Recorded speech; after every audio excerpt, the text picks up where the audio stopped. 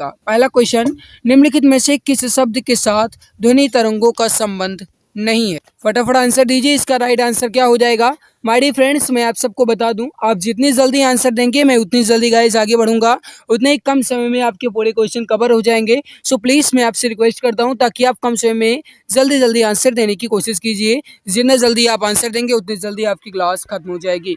निम्नलिखित में से किस शब्द के साथ ध्वनि तरंगों का संबंध नहीं है, आपसे क्वेश्चन पूछा गया। इसका सही आंसर हो जाएगा, वो हो जाएगा कैंडेला का साथ। जो भी डियर फ्रेंड्स कैंडेला बता रहे हैं यहाँ पर बिल्कुल करेक्ट हो जाएगा, परफेक्ट आंसर आपका हो जाएगा। यहाँ पर आप देख लो गाइस, जिसका एक्सप्लेन, कैंडेला जो है ये प्रकाश की दीप्त तीव्रता का मानक इकाई है, अतः इसे ध्वनि से संबंधित नहीं कहा जा सकता। हर्ट्ज जो है मेरे प्यारे भाई या किसी भी तरंग आवृत्ति की इकाई है, चाहे वह प्रकाश आवृत्ति हो या ध्वनि हो। फिर डेसिबल जो है गाइस जिस सापेक्ष तीव्रता का मात्रक है, अक्सर ध्वनि से संबंधित ही है, परंतु ध्वनि तक ये सीमित ही नहीं है बल्कि सापेक्ष तीव्रता से भी संबंधित है।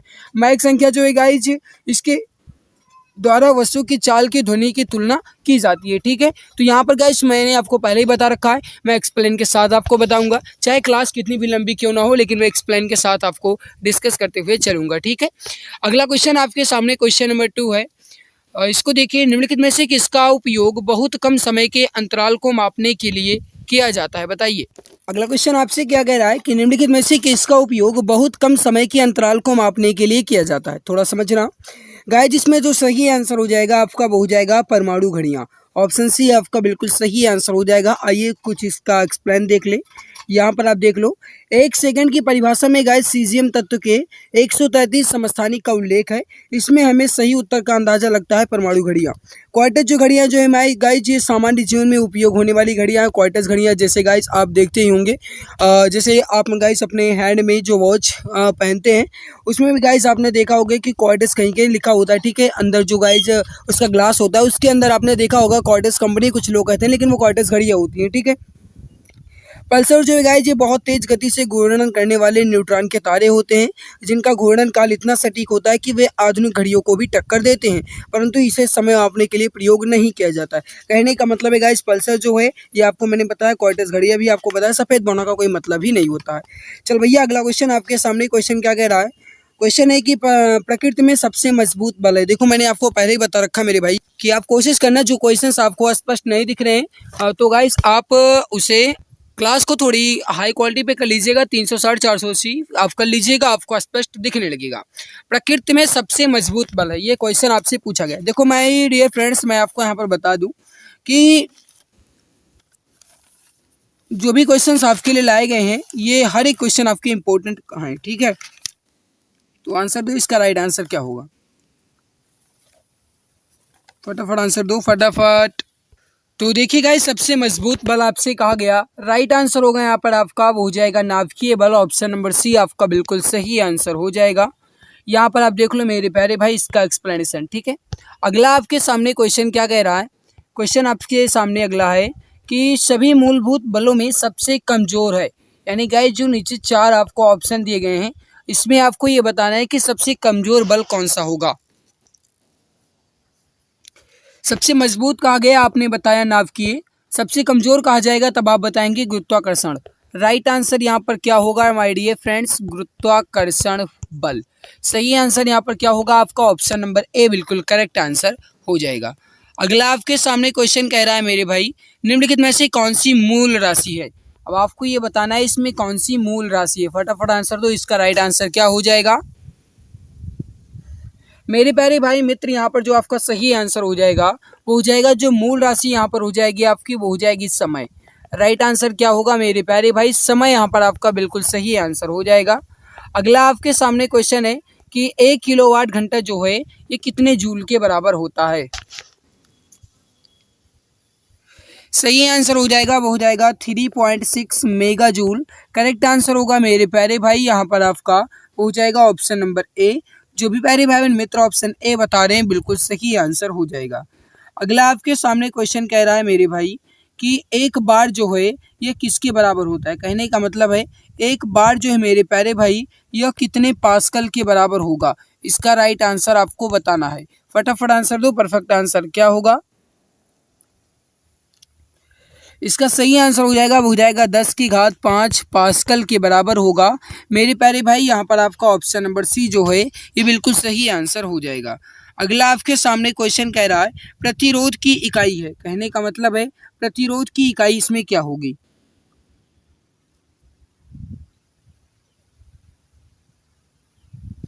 मेरे प्यारे भाई याद रखना प्रतिरोध की इकाई है वो है वोल्ट प्रति एम्पियर। राइट होगा यहाँ पर आपका ऑप्शन नंबर बी।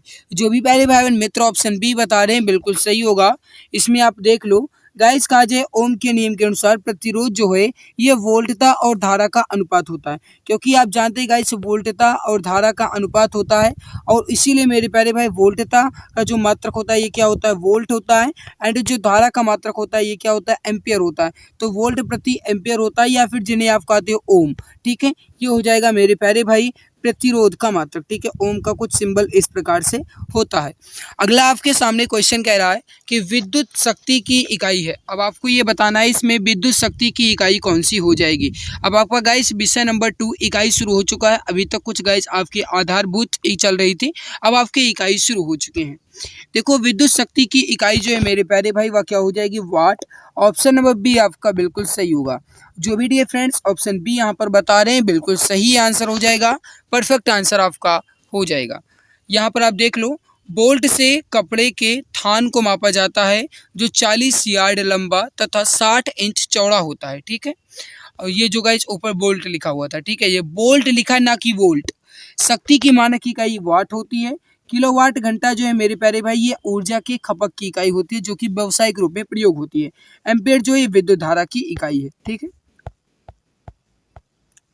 अगला है विद्युत आवेश की एसआई इकाई क्या होगी। सभी जानते हैं, इजी क्वेश्चन है, छोटे छोटे बच्चे जानते हैं, आप भी बताइए राइट आंसर क्या होगा।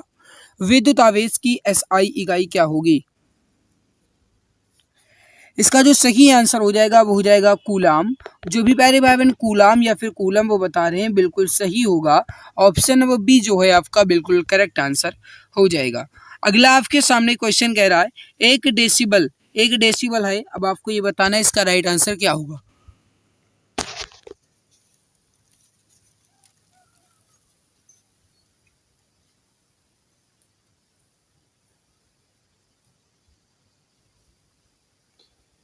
मेरे प्यारे भाई 1 डेसिबल जो है ये ध्वनि स्तर की एक माप की इकाई है। राइट होगा यहाँ पर आपका ऑप्शन डी। जो भी प्यारे भाई मित्र ऑप्शन डी यहाँ पर बता रहे हैं बिल्कुल सही आंसर होगा। अगला आपके सामने क्वेश्चन है डेसिबल शब्द जो है ये किसके साथ जुड़ा हुआ है, वह है, कहने का मतलब है डेसिबल जो है ये किससे जुड़ा है, वायु, जल, ध्वनि या फिर मिट्टी। सभी जानते होंगे, फटाफट आंसर दो, राइट आंसर क्या हो जाएगा। मेरे प्यारे भाई इसका सही आंसर हो जाएगा वो हो जाएगा ध्वनि से, या फिर जिन्हें आप कहते हो साउंड। राइट आंसर होगा यहाँ पर आपका ऑप्शन नंबर सी। जो भी प्यारे भाई मित्र यहाँ पर ऑप्शन सी बता रहे हैं बिल्कुल सही हो जाएगा, करेक्ट आंसर आपका हो जाएगा। अगला आपके सामने मेरे प्यारे भाई क्वेश्चन क्या कह रहा है, डेसिबल वह इकाई है जिसका उपयोग होता है, कहने का मतलब है डेसिबल का उपयोग जो है ये किस में होता है। प्रकाश की गति मापने के लिए, ऊष्मा की तीव्रता मापने के लिए, ध्वनि की तीव्रता या फिर रेडियो तरंग की आवृत्ति मापने के लिए। बताइए इसका राइट आंसर क्या होगा।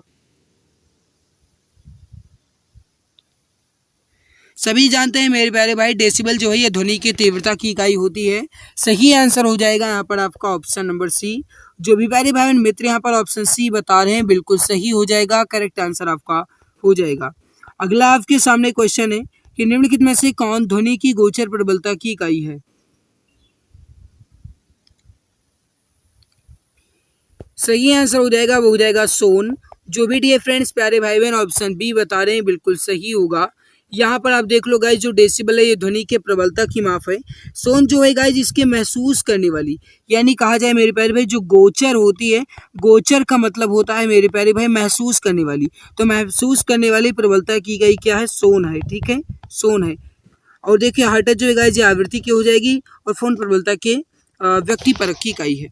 अगला आपके सामने क्वेश्चन है कि शोर के मापन की इकाई क्या है। बस वही क्वेश्चन है, थोड़ा थोड़ा घुमाया गया मेरे भाई, मैंने आपको पहले ही बता रखा है कि केवल और केवल गाइज आपसे एग्जाम में घुमा फिरा कर क्वेश्चन पूछे जाते हैं, लगभग क्वेश्चन आपका वही होता है।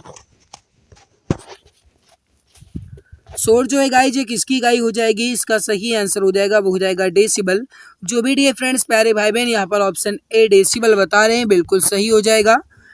अगला क्वेश्चन आपके सामने, क्वेश्चन क्या कह रहा है, क्वेश्चन है कि डायोप्टर जो है ये किसकी इकाई है। देख लो मेरे प्यारे भाई, इकाई एवं विमाओं चैप्टर चल रहा है और इसमें आपका विषय 2 इकाई चल रहा है, ठीक है। इसके पहले हमने विषय 1 अवधारणा को मैंने कंप्लीट कर लिया है। तो देखो मेरे प्यारे भाई, जो डायोप्टर है किसकी इकाई है, एक लेंस की क्षमता की इकाई है। ऑप्शन ए आपका बिल्कुल सही आंसर हो जाएगा। जो भी प्यारे भाई मित्र ऑप्शन ए लेंस की क्षमता की इकाई डायोप्टर है बता रहे हैं, बिल्कुल सही होगा, करेक्ट आंसर आपका हो जाएगा। अगला आपके सामने मेरे प्यारे भाई क्वेश्चन है, निम्नलिखित में से कौन सी एक आयामहीन राशि है, यानी इसमें किसका कोई आयाम नहीं होता है।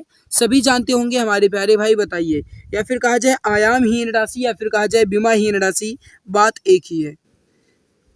मेरे प्यारे भाई इसका जो सही आंसर हो जाएगा वो हो जाएगा विकृति, क्योंकि विकृति एक विमाहीन राशि है, आयामहीन राशि भी हो जाएगी। ऑप्शन नंबर बी आपका बिल्कुल सही हो जाएगा। जो भी प्यारे भाई मित्र ऑप्शन बी बता रहे हैं बिल्कुल सही हो जाएगा, करेक्ट आंसर आपका हो जाएगा। यहाँ पर आप देख लो मेरे प्यारे भाई किसका क्या मतलब बीमा होती है या फिर कहा जाए आयाम होता है, मैं आपको एक्सप्लेन के साथ बता देता हूँ, फिर आगे बढ़ेंगे। गाइस पढ़ना तो है ही, चाहे क्लास कितनी भी लंबी क्यों ना हो। देखो गाइस, चाहे क्लास 1 घंटे की हो, 2 घंटे की हो, 2.5-3 घंटे की हो, मुझे फ़र्क नहीं है। भले ही 150 क्वेश्चन है, लेकिन आपका 150 की गाइस कहा जाए तो बदले में आपके 1500 क्वेश्चन तैयार हो जाएंगे। क्यों? क्योंकि गाइस मैं एक्सप्लेन के साथ बताऊंगा, चाहे क्लास कितनी भी लंबी क्यों ना हो। गैस स्थिरांक जो है गाइस, इसका जो डायमेंशनल फार्मूला होता है या जो विमीय सूत्र होता है या जो गाइस कहा जाए इसका आयाम जो है, ये होता है ml2 t की पावर -2 k की पावर -1 मोल की पावर -1 या मोल इनवर्स कहा जाए, ठीक है। ये हो जाएगा गैस स्थिरांक का विमीय सूत्र। विकृति जो है गाइस एक विमाहीन राशि है, तो इसका m की पावर भी 0 होगा, l की पावर भी 0 होगा, t की पावर भी 0 होगा। श्यानता के गुणांक का होगा m1, l की पावर -2 और t की पावर -1। प्लांक स्थिरांक का होगा m1, l की पावर 2 और t की पावर -1। ये हो जाएगा प्लांक के स्थिरांक का विमीय सूत्र। अगला आपके सामने वायु की किसी भी मात्रा या फिर क्यूबिक मीटर में जल वाष्प की मात्रा को निम्न में से किस रूप में जाना जाता है। बताइए इसका सही आंसर क्या होगा। मेरे प्यारे भाई जो इसका सही आंसर हो जाएगा वो हो जाएगा परम आर्द्रता के रूप में।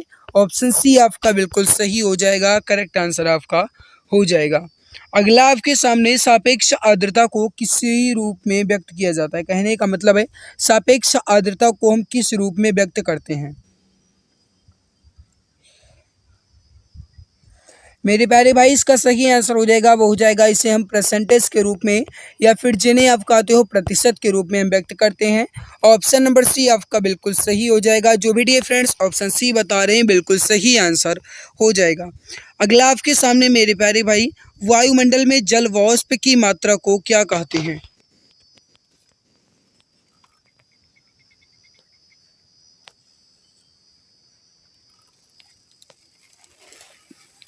तो मेरे प्यारे भाई जो इसका सही आंसर हो जाएगा वो हो जाएगा आर्द्रता कहते हैं। ए आंसर आपका बिल्कुल करेक्ट हो जाएगा। अगला क्वेश्चन आपके सामने मेरे प्यारे भाई, क्वेश्चन क्या कह रहा है थोड़ा समझना कि एच जेड जो है ये किसके मापने की इकाई है, या फिर कहा जाए मेरे प्यारे भाई जो एच जेड है ये प्रतीक है।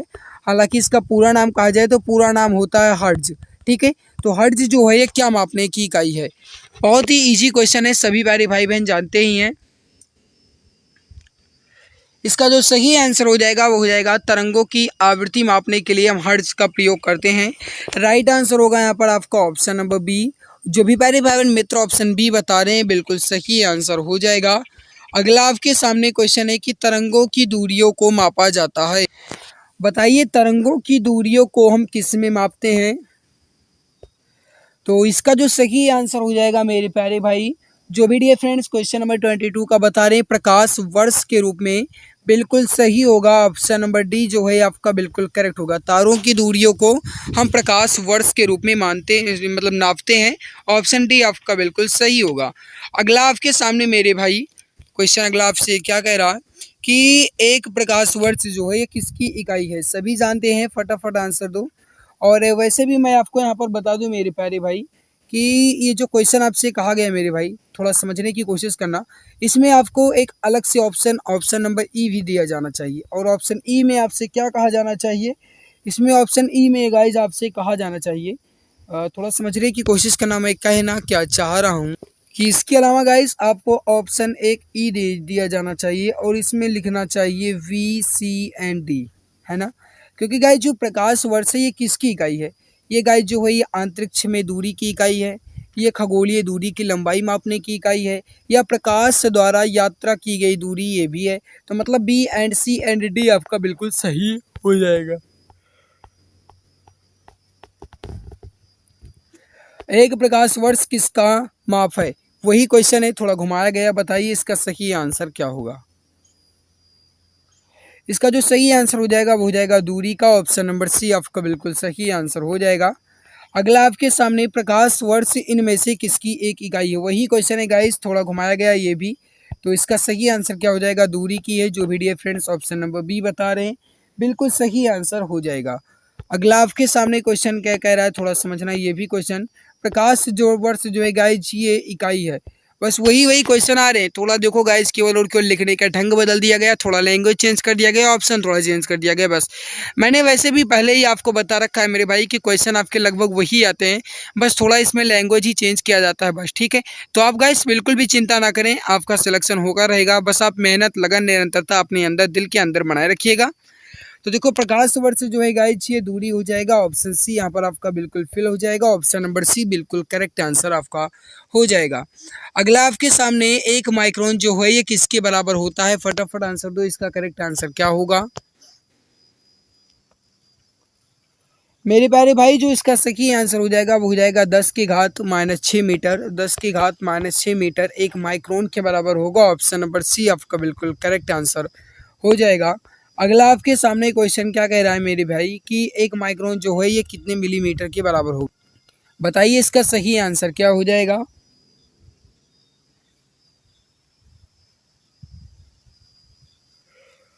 मेरी प्यारी भाई एक माइक्रोन जो है ये 0.001 मिलीमीटर के बराबर है, ऑप्शन नंबर सी आपका बिल्कुल सही आंसर हो जाएगा। जो भी प्यारी भाई मित्र ऑप्शन सी यहाँ पर बता रहे हैं बिल्कुल सही हो जाएगा। अगला आपके सामने क्वेश्चन कह रहा है कि ध्वनि प्रदूषण स्तर की इकाई क्या है, ध्वनि प्रदूषण या ध्वनि स्तर की इकाई क्या है, इसका सही आंसर हो जाएगा वो हो जाएगा आपका ऑप्शन नंबर ए डेसिबल, बिल्कुल करेक्ट आंसर हो जाएगा। तो जो भी प्यारे भाई मित्र ऑप्शन ए डेसिबल बता रहे हैं बिल्कुल सही होगा, करेक्ट आंसर आपका हो जाएगा। अगला आपके सामने कि पारसेक जो है ये किसकी इकाई की माप है, यानी क्या इसका कहा जाए तो किसकी माप की इकाई है पारसेक।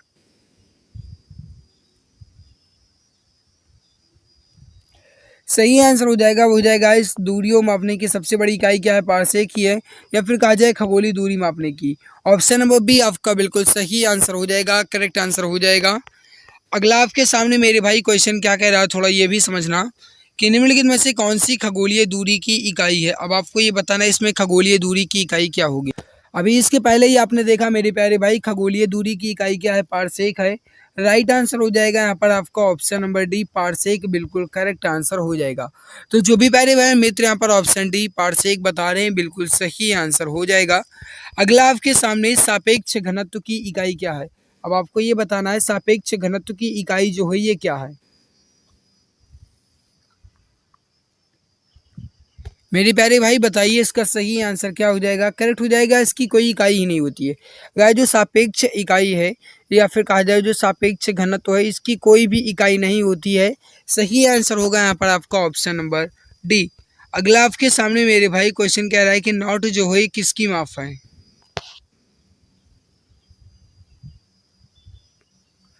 मेरी प्यारी भाई नॉट जो है किसकी माप है, आपसे यह क्वेश्चन पूछा गया। सही आंसर हो जाएगा वो हो जाएगा एक जहाज की गति, ऑप्शन नंबर ए आपका बिल्कुल करेक्ट आंसर हो जाएगा। तो जो भी प्यारे भाई मित्र ऑप्शन ए बता रहे हैं बिल्कुल सही आंसर हो जाएगा। अगला आपके सामने क्वेश्चन कह रहा है मेरे भाई कि टेस्ला जो है यह इकाई है किसकी, मतलब किस चुंबकीय की, धारा चुंबकीय, प्रेरण चुंबकीय, आघूर्ण चुंबकीय या फिर क्षेत्र चुंबकीय। टेस्ला जो है किसकी इकाई है। तो तो देखिए मेरे प्यारे भाई, जो टेस्ला है ये इकाई है। तो ये हो जाएगा आपका किस चुंबकीय की, जो भी प्यारे भाई और मित्र यहाँ पर बता रहे हैं क्षेत्र चुंबकीय, बिल्कुल सही आंसर हो जाएगा। यानी चुंबकीय क्षेत्र की इकाई जो है ये टेस्ला हो जाएगी। ऑप्शन नंबर डी आपका बिल्कुल सही आंसर हो जाएगा। अगला आपके सामने मेरे भाई क्वेश्चन क्या कह रहा है कि थर्म जो है ये किसकी इकाई है। थर्म थर्म जो है मेरे भाई यह किसकी इकाई है, फटाफट आंसर दो। इसका राइट आंसर क्या हो जाएगा मेरे प्यारे भाई? जो इसका सही आंसर हो जाएगा वो हो जाएगा यहाँ पर ऊष्मा की। ऑप्शन नंबर बी आपका बिल्कुल करेक्ट आंसर हो जाएगा। थर्म जो है गाइज ये ऊष्मा की इकाई हो जाएगी। ऑप्शन बी आपका बिल्कुल सही आंसर होगा। अगला आपके सामने क्वेश्चन क्या कह रहा है कि 1 नैनोमीटर जो है गाइज ये किसके बराबर होता है, कितने मीटर की?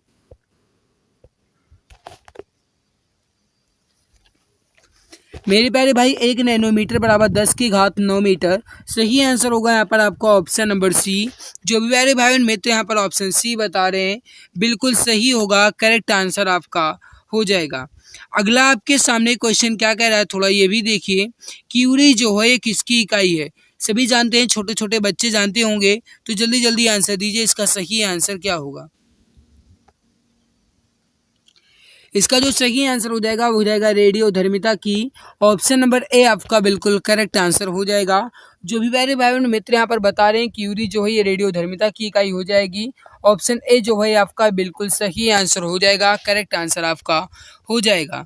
अगला आपके सामने मेरे भाई कि क्यूरी जो है किसकी इकाई है, अभी आपने देखा रेडियोधर्मिता की। अगला है कि फैराड जो है किसकी इकाई है, बताइए बताइए इसमें फैराड जो है किसकी इकाई है। मेरे प्यारे भाई आप सभी जानते हैं कि जो फैराडे है या फैराड है ये किसकी इकाई है, ये हो जाएगी धारिता की। सही आंसर यहाँ पर क्या हो जाएगा आपका ऑप्शन नंबर ए। जो भी प्यारे भाई बहन मित्र यहाँ पर धारिता बता रहे हैं बिल्कुल सही आंसर हो जाएगा। ठीक है, यहाँ पर आपका गाइस एक्सप्लेन जो है ये पहले देख लो फिर आगे बढ़ेंगे। मैं एक्सप्लेन नहीं कर रहा हूँ, थोड़ा जल्दी हो जाता है मेरे भाई। प्रेरण जो है गाइस ये हेनरी की इकाई है। ठीक है, प्रेरकत्व जो है ये हेनरी की इकाई है। प्रतिरोध जो है गाइस इसका मात्रक जो है क्या हो जाएगा, ओम हो जाएगा। ठीक है, चालकत्व जो है गाइस इसका हो जाएगा मो। ठीक है, या ओम इनवर्स।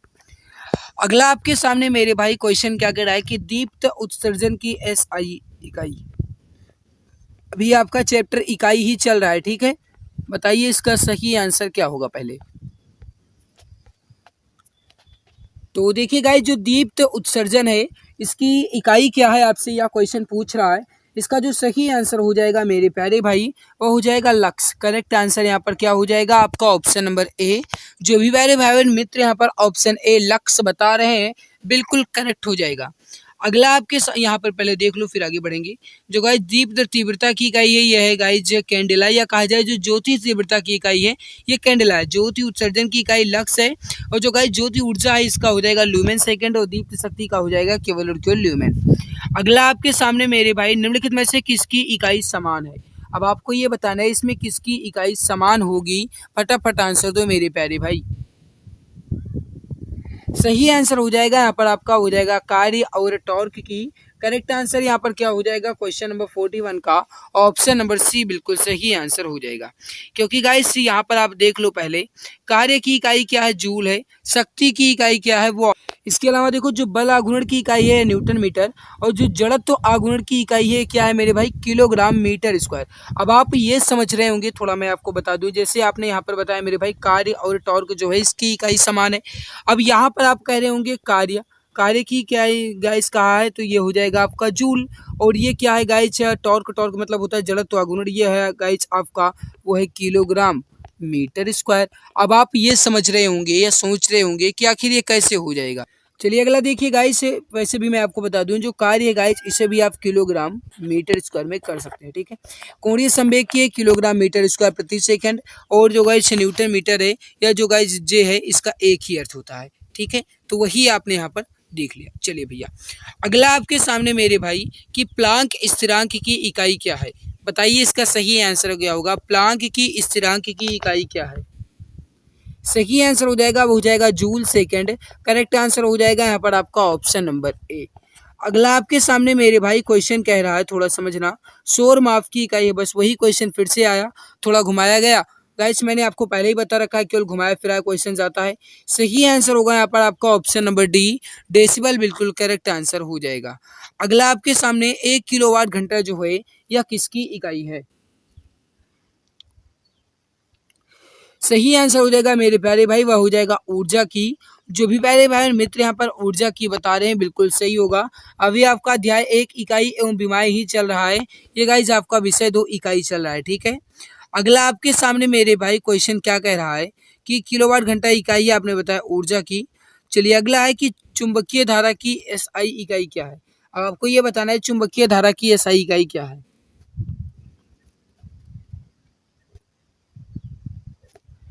सही आंसर हो जाएगा, हो जाएगा वेबर।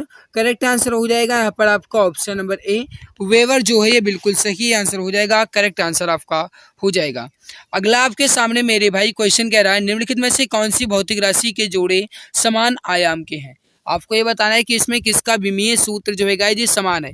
अब आप देख रहे होंगे यहाँ पर विषय 3 आपका विमाएं शुरू हो चुका है। बताइए इसका सही आंसर क्या होगा।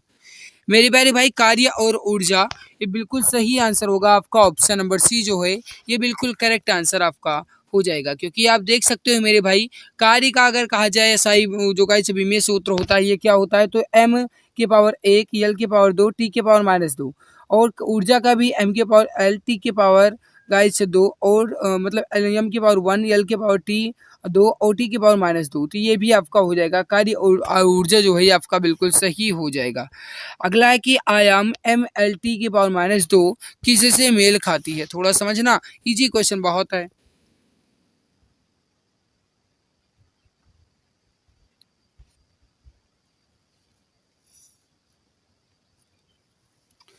मेरे प्यारे भाई जो इसका सही आंसर हो जाएगा वो हो जाएगा यहाँ पर आपका ऑप्शन नंबर ए, बल जो है बिल्कुल सही आंसर हो जाएगा।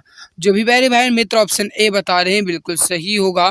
अगला आपके सामने निम्नलिखित में से किसका आयाम आवेग के समान है। फटाफट आंसर दीजिए, इसका सही आंसर क्या हो जाएगा। मेरे प्यारे भाई जल्दी जल्दी आंसर देने की कोशिश कीजिए। इसका जो सही आंसर हो जाएगा वो हो जाएगा किसका आयाम आवेग के समान है। करेक्ट आंसर हो जाएगा मेरे प्यारे भाई, वह हो जाएगा संवेग या फिर आप कहते हो मोमेंटम। करेक्ट आंसर यहाँ पर क्या हो जाएगा आपका ऑप्शन नंबर बी। जो भी मेरे भाई बहन मित्र ऑप्शन बी संवेग बता रहे हैं बिल्कुल सही आंसर हो जाएगा। अगला आपके सामने मेरे भाई कि आयामी फार्मूला ml1 टी की पावर -2 किससे मेल खाता है। सही आंसर हो जाएगा क्वेश्चन नंबर 50 का। जो भी प्यारे भाई और मित्र यहाँ पर बता रहे हैं प्रत्यास्थता का मापांक। करेक्ट आंसर होगा यहाँ पर आपका ऑप्शन नंबर ए जो है ये बिल्कुल सही आंसर करेक्ट आंसर आपका हो जाएगा। अगला आपके सामने प्लांक के स्थिरांक का आयाम किसके आयाम के समान है, या प्लांक के स्थिरांक का जो विमीय सूत्र है या किसके विमीय सूत्र के बराबर होगा। सही आंसर हो जाएगा, हो जाएगा कोणीय गति। ऑप्शन नंबर सी जो है ये बिल्कुल सही आंसर आपका हो जाएगा। यहाँ पर आप देख लो मेरे भाई इसका पूरा गाइस आयाम जो फार्मूला है ये आप पहले देख लो, ठीक है। मैं पूरा बताऊंगा, टाइम ज़्यादा आपका वेस्ट होगा। अगला सार्वभौमिक गुरुत्वाकर्षण स्थिरांक का जो आयामी सूत्र है ये क्या है। बहुत ही ज़्यादा इंपॉर्टेंट क्वेश्चन है आपके एग्जाम की दृष्टि से, तो जल्दी जल्दी आंसर दीजिए। करेक्ट आंसर हो जाएगा m1l3 और t की पावर -2। तो ये जो है गाइस ये सार्वभौमिक गुरुत्वाकर्षण का स्थिरांक हो जाएगा। ऑप्शन नंबर डी जो है आपका बिल्कुल करेक्ट आंसर हो जाएगा। अगला आपके सामने क्वेश्चन क्या कह रहा है कि तनाव को फिर डैश डैश डैश के मात्रा के रूप में परिभाषित किया जा सकता है, यानी तनाव को हम किसके रूप में परिभाषित कर सकते हैं। कहते हैं ना कि टेंशन ना लो, तो मेरे भाई जो टेंसर है इसको हम तनाव को गाइस जो टेंसर के रूप में परिभाषित कर सकते हैं। ऑप्शन नंबर डी जो है ये आपका बिल्कुल सही आंसर हो जाएगा। अगला आपके सामने मेरे भाई कि दो सदिश राशियों को बराबर कहा जाता है जब जब क्या होता है, केवल परिमाण उनके, या गाइस कहा जाए तो केवल उनके परिमाण समान हो, या केवल उनकी दिशाएं समान हो, या परिमाण दिशा दोनों समान हो। सदिश राशियां गाइस कहा जाएगा, जो इसका सही आंसर हो जाएगा आपका वो हो जाएगा जिनमें परिमाण और दिशा दोनों दिया गया हो और समान भी हो। तो ऑप्शन नंबर सी जो है आपका बिल्कुल सही होगा, करेक्ट आंसर आपका हो जाएगा। अगला आपके सामने मेरे भाई क्वेश्चन है निम्नलिखित में से कौन सा एक अदिश राशि है। अब आपको ये बताना है इसमें कौन सी एक अदिश राशि है। आपका विषय 2 सदिश और अदिश शुरू हो चुका है, विषय 4 है। ठीक है, बताइए इसका सही आंसर क्या होगा। इसका जो सही आंसर हो जाएगा मेरे प्यारे भाई, वह हो जाएगा यहाँ पर विद्युत स्थितिकीय क्षमता। करेक्ट आंसर हो जाएगा यहाँ पर आपका ऑप्शन नंबर डी। मेरे प्यारे भाई अगला क्वेश्चन आपके सामने है। क्वेश्चन नंबर 56 है, क्या रहा है कि निम्नलिखित में से कौन एक सदिश राशि नहीं है। सदिश राशि नहीं है मतलब गाइज आपसे क्या कह रहा है कि इसमें कोई सी एक अदिश राशि है। बताइए इसका सही आंसर क्या हो जाएगा। सही आंसर हो जाएगा वो हो जाएगा आपका ऑप्शन नंबर ए चाल, बिल्कुल करेक्ट आंसर हो जाएगा। तो यहाँ पर आपका सही आंसर क्या हो जाएगा, चाल। ए आंसर आपका बिल्कुल सही आंसर हो जाएगा। ठीक है, यहाँ पर आप देख लो गाइज कुछ सदिश राशियों के उदाहरण जैसे विस्थापन हो गया, वेग हो गया, संवेग हो गया, बल, कोणीय संवेग, कोणीय वेग, कोणीय विस्थापन, बल, आघूर्ण, धारा घनत्व, जो गाइज ये सभी जो हैं ये सदिश राशि के उदाहरण हो जाएंगे। ठीक है, तो यहाँ पर गाइज हमने इकाइयों एवं मापन से संबंधित क्वेश्चंस को कुछ कंप्लीट किए हैं। अब हम बढ़ते हैं गाइज यांत्रिकी से संबंधित। ठीक है, यहाँ पर गाइज आप इन्हें जानते होंगे, इनका नाम क्या है आप यहाँ पर देख लो गाइज, ये हैं गैलीलियो जी, जिन्हें आधुनिक विज्ञान का जनक भी कहा जाता है। ठीक है, तो अब हम चलते हैं गाइज अपने यांत्रिकी अध्याय 2 में। लेकिन उससे पहले अगर आपने अभी तक क्लास को लाइक नहीं किया है तो एक बार क्लास को दिल की गहराई से सभी प्यारे भाई बहन पहले लाइक कर दो, और जो चैनल पर पहली बार है मैं सब्सक्राइब कर लेंगे ताकि आने वाली हर लाइव क्लास की नोटिफिकेशन आपको टाइम टू टाइम मिला करे।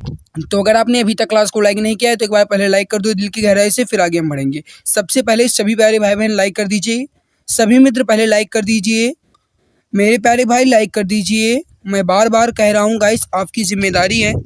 चलिए अगला क्वेश्चन आपके सामने, क्वेश्चन क्या कह रहा है गाइस यांत्रिकी में, पहला है विषय गतिकी। ठीक है, असमान द्रव्यमान के दो पत्थरों को समान वेग से लंबवत रूप से फेंका जाता है, निम्नलिखित में से क्या होगा। भारी द्रव्यमान अधिक ऊंचाई तक पहुंच जाएगा, हल्का द्रव्यमान अधिक ऊंचाई तक पहुंच जाएगा, या दोनों एक ही ऊंचाई पर पहुंचेंगे, या फिर उनमें से कोई भी अधिक ऊंचाई तक पहुंच सकता है।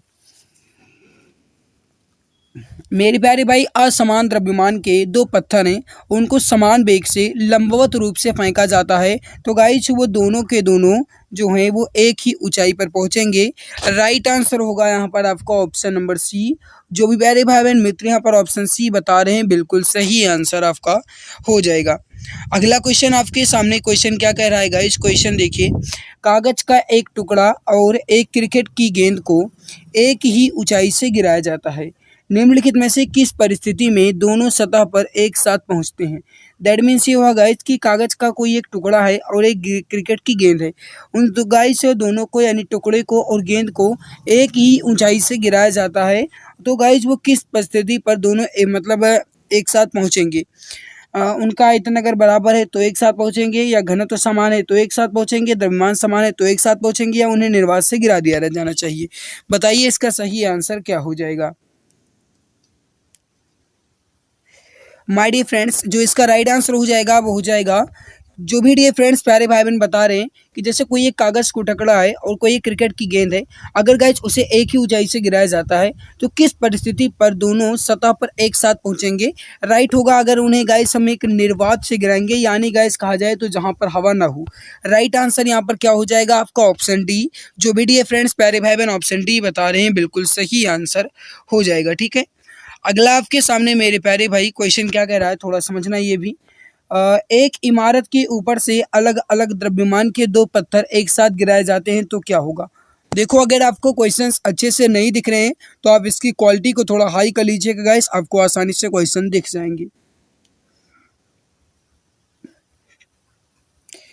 माय डियर फ्रेंड्स, जो इसका सही आंसर हो जाएगा वो हो जाएगा दोनों पत्थर एक ही समय में जमीन पर पहुंचते हैं। सही आंसर होगा यहाँ पर आपका ऑप्शन सी। जो भी डियर फ्रेंड्स प्यारे भाई बहन ऑप्शन सी बता रहे हैं बिल्कुल सही होगा, करेक्ट आंसर आपका हो जाएगा। अगला आपके सामने मेरे भाई क्वेश्चन क्या कह रहा है, थोड़ा इसे देखिए।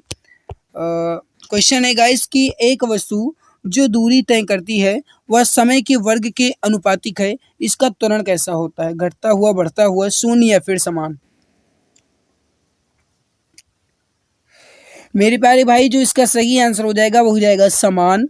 जो भी प्यारे भाई बहन मित्र यहाँ पर बता रहे हैं ऑप्शन नंबर डी बिल्कुल सही आंसर हो जाएगा। ठीक है, अगला आपके सामने क्वेश्चन क्या कह रहा है कि जब एक कार की गति को दोगुनी कर दिया जाता है तो कार को उसी दूरी पर रोकने के लिए जो ब्रेकिंग बल होगा ये कैसा होगा, 4 बार होगा, 2 बार होगा, आधा होगा या 1/4 होगा।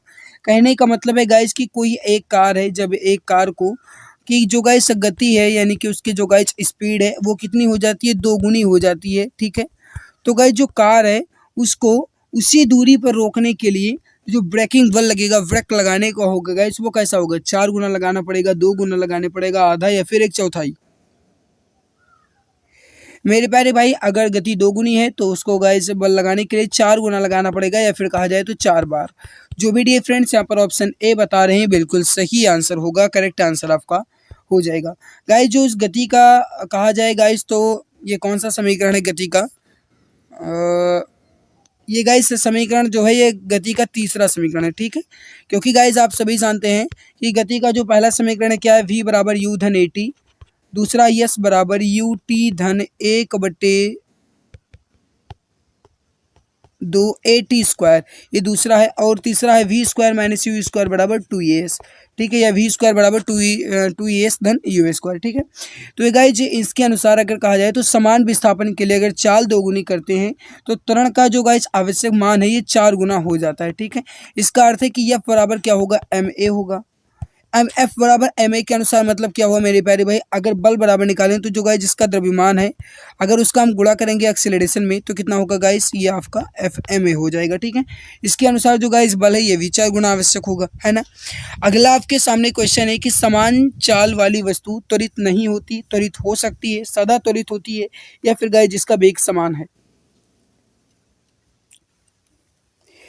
देखो अगर कहा जाए मेरे प्यारे भाई तो जो समान चाल वाली वस्तु है त्वरित तो हो सकती है, ठीक है। सकने की बात कहा जा रहा है मेरे प्यारे भाई, सकने की बात राइट होगा यहाँ पर आपका ऑप्शन नंबर बी।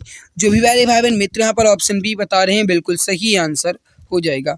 अगला आपके सामने कि गैर समान वेग और समान त्वरण के साथ गतिमान शरीर के लिए विस्थापन गाइस जो है या वेग जो है कैसा होना चाहिए, बताइए इसका सही आंसर। ये आपका गाइस जो है ये गतिकी चल रहा है, ठीक है, गतिकी चैप्टर से, मोशन वाले गाइस चैप्टर से चल रहा है यांत्रिकी में। मेरे प्यारे भाई जो इसका सही आंसर हो जाएगा वो थोड़ा समझने की कोशिश करना गाइस। यहाँ पर जो गाइस विस्थापन समय ग्राफ गैर है, ठीक है, और जो गाइस वेग समय ग्राफ रेखी है ये दोनों के दोनों होंगी, मतलब बी एंड डी जो है आपका बिल्कुल सही आंसर हो जाएगा। अगला क्वेश्चन थोड़ा समझना इसे गाइस, ये तो आपको कठिन लग सकता है लेकिन थोड़ा दिमाग लगाना। क्वेश्चन क्या कह रहा है थोड़ा समझिए मेरे प्यारे भाई, इंपॉर्टेंट बहुत है। एक चट्टान के किनारे पर खड़ा एक व्यक्ति एक निश्चित गति के साथ एक पत्थर को ऊपर की ओर फेंकता है, वह फिर उसी गति से एक और पत्थर नीचे की ओर फेंकता है। जमीन से टकराते ही दोनों पत्थरों की गति का अनुपात ज्ञात कीजिए। मेरे प्यारे भाई थोड़ा दिमाग लगाना, यहाँ पर मैं पहले इसका एक्सप्लेन आपको दिखा दूं फिर आंसर बताता हूँ। पहले देखो, यदि आरंभिक चाल समान है तो वस्तुएं जो गाइस जमीन पर समान चाल से टकराएंगी, जो फेंकने की दिशा पर निर्भर नहीं करता। मतलब गाइस अगर कोई भी पिंड फेंका जाता है, अगर उसकी आरंभिक चाल जो है गाइस या जो कहा जाए गाइस जो इसकी शुरुआती चाल है अगर वह समान है तो वस्तु जो है या जो भी वस्तु को फेंका जाएगा वो जमीन पर समान चाल से ही टकराएगी। और ये जो है मेरे प्यारे भाई ये फेंकने की दिशा पर नहीं निर्भर करता, मतलब ये ऊपर से फेंका जा रहा है, नीचे से, उत्तर से, दक्षिण से, या किस तरीके से किस तरफ से फेंका जाता है उस पर निर्भर नहीं करता है। लेकिन अगर नीचे पहुंचने का सामान पर नीचे पहुंचने पर गाइस अगर उसका सामान जो है भिन्न होगा तो फेंकने के कोण पर निर्भर करेगा, ठीक है। और इस प्रश्न में चाल पूछी गई है, आपने ऊपर देखा ही, तो गाइस जो दोनों के लिए समान होगा, है ना। अतः गाइस इसका अनुपात जो होगा वह क्या होगा, 1:1 होगा, क्योंकि दोनों के लिए समान बात की गई है, ठीक है। तो यहाँ पर आपने देखा मेरे प्यारे भाई राइट आंसर क्या होगा आपका 1:1, 1:1 आपका बिल्कुल सही आंसर हो जाएगा। गाइस मैंने नीचे एक्सप्लेनेशन इसीलिए लिख दिया ताकि आपको मैं अच्छे से समझा सकूँ, अगर मैं भी भूल जाता हूँ तो गाइस मैं आपको समझा सकूँ। देखो अगला है कि एक वेग समय ग्राफ की ढाल जो है ये क्या दर्शाती है। मतलब गाइज एक वेग समय ग्राफ की जो ढाल है ये क्या दर्शाती है, आपसे यह क्वेश्चन पूछ रहा है। इसका जो सही आंसर हो जाएगा मेरे प्यारे भाई वह हो जाएगा वह उसका एक्सेलरेशन या कहा जाए तो उसका त्वरण दर्शाती है। राइट आंसर यहाँ पर हो जाएगा आपका ऑप्शन नंबर ए। जो भी प्यारे भाई बहन मित्र ऑप्शन ए बता रहे हैं बिल्कुल सही आंसर हो जाएगा। अगला आपके सामने एक कण को ऊर्ध्वाधर फेंका जाता है, जब यह उच्चतम बिंदु पर पहुंचता है तो उसका नीचे की ओर त्वरण होगा, ऊपर की ओर होगा, नीचे की ओर वेग होगा या क्षैतिज वेग होगा, बताइए इसका सही आंसर क्या होगा। मेरे प्यारे भाई एक कण को अगर ऊर्ध्वाधर फेंका जाता है जब यह उच्चतम बिंदु पर पहुंचती है तो जो गाइज उसका त्वरण है ये कैसा होगा मेरे प्यारे भाई, आपसे ये पूछा गया कि नीचे की ओर होगा। ऑप्शन ए आपका बिल्कुल सही आंसर हो जाएगा। जरा इसका एक्सप्लेन देख लो, फिर आगे हम बात करेंगे। देखो गाइस, अगर कहा जाए तो प्रक्षेप गति में वस्तु का जो गाइस त्वरण है ये सदा समान रहता है, ठीक है, और नीचे की ओर निर्दिष्ट रहता है। ऊपर फेंकने पर प्रक्षेप गति का ही उदाहरण है। मतलब गाइस अगर कोई भी वस्तु ऊपर फेंकी जाएगी तो वह प्रक्षेप गति का उदाहरण होगा। मतलब गाइस यहाँ से अगर आप कोई वस्तु फेंकते हैं तो वह कुछ इस प्रकार से आपकी वस्तु गिरेगी, जिसमें क्षैतिज दिशा के साथ कितने अंश का कोण बनता है, तो 90 डिग्री का कोण होता है, ठीक है। ये इसका एक्सप्लेनेशन हो गया। अगला आपके सामने मेरे भाई कि यदि किसी कण के वेग समय ग्राफ को y बराबर mt धन c द्वारा दर्शाया जाता है तो कण घूम रहा है समान चाल से, समान वेग से, समान त्वरण से या फिर परिवर्ती त्वरण से। मेरे प्यारे भाई यहाँ पर आप जानते ही हैं कि y बराबर mt धन c जो है ये मेरे प्यारे भाई जो है यह सीधी रेखा का समीकरण है ना। आप सभी जानते हैं कि इसका समीकरण सीधी रेखा का समीकरण है। तो जो गाइस कण है ये समान वेग से घूमेगा, ठीक है। तो यहाँ पर आपका समान वेग नहीं, समान त्वरण से घूमेगा। तो यहाँ पर आपका सही आंसर क्या हो जाएगा, समान त्वरण से घूमेगा मेरे प्यारे भाई। और ऑप्शन नंबर सी आपका बिल्कुल सही आंसर होगा, करेक्ट आंसर आपका हो जाएगा। अगला आपके सामने कि सड़क पर चलते समय बैलगाड़ी के पहिए की गति जो है ये किसका उदाहरण है, दोलनशील और घूर्णन गति का, दोलनशील और अनुगमन गति का, अनुगमन और घूर्णन गति, या केवल और केवल अनुगमन गति। बताइए इसका सही आंसर क्या होगा, फटाफट आंसर दीजिए। माय डियर फ्रेंड्स, जो इसका राइट आंसर हो जाएगा वो हो जाएगा यहाँ पर अनुगमन और घूर्णन गति। ऑप्शन सी आपका बिल्कुल राइट होगा। जो भी डियर फ्रेंड्स प्यारे भाई बहन ऑप्शन सी बता रहे हैं बिल्कुल सही आंसर हो जाएगा। अगला आपके सामने क्वेश्चन क्या कह रहा है कि एक विमान एक ऊर्ध्वाधर लूप में एरोबैटिक युद्धाभ्यास कर सकता है किसके कारण से, गुरुत्वाकर्षण के, अभिकेंद्रीय बल, भार या फिर अपकेंद्रीय बल। मेरे प्यारे भाई जो इसका सही आंसर हो जाएगा वो हो जाएगा अभिकेंद्रीय बल के कारण। ऑप्शन बी आपका बिल्कुल सही आंसर हो जाएगा। जरा इसका एक्सप्लेनेशन और देख लो मेरे प्यारे भाई। विमान जो है यह अभ्यास भी जो है ऊर्ध्वाधर वृत्त का भी एक उदाहरण है, और वायु द्वारा विमान पर लगने वाले बल जो है जी अभिकेंद्रीय बल होते हैं, जो कि अभिकेंद्रीय बल कार्य करता है। अगला आपके सामने क्वेश्चन क्या कह रहा है कि एक वक्र के चारों ओर घूमने वाली कार पर किस प्रकार का बल कार्य करता है। यानी गाइज कोई एक वक्र है, या कहा जाए मेरे प्यारे भाई कोई एक अच्छा सा यहाँ पर गाइज कहा जाए तो एक गोला है, ठीक है, ये कोई एक अच्छा सा गोला है, और गाइज उस गोले पर कोई कार घूमती है तो उस पर जो बल है ये कौन सा बल कार्य करेगा, आपसे ये क्वेश्चन पूछा गया।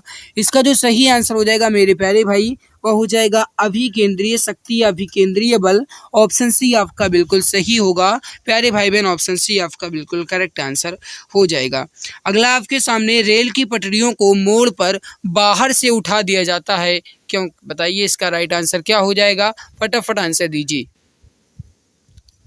इसका जो सही आंसर हो जाएगा मेरे प्यारे भाई, अब आपका गाइस विषय 2 स्टार्ट हो चुका है, ठीक है, वृत्तीय गति। तो क्वेश्चन क्या कह रहा है, रेल की पटरियों पर मोड़ पर बाहर की ओर उठा दिया जाता है रेल की पटरियों को क्यों।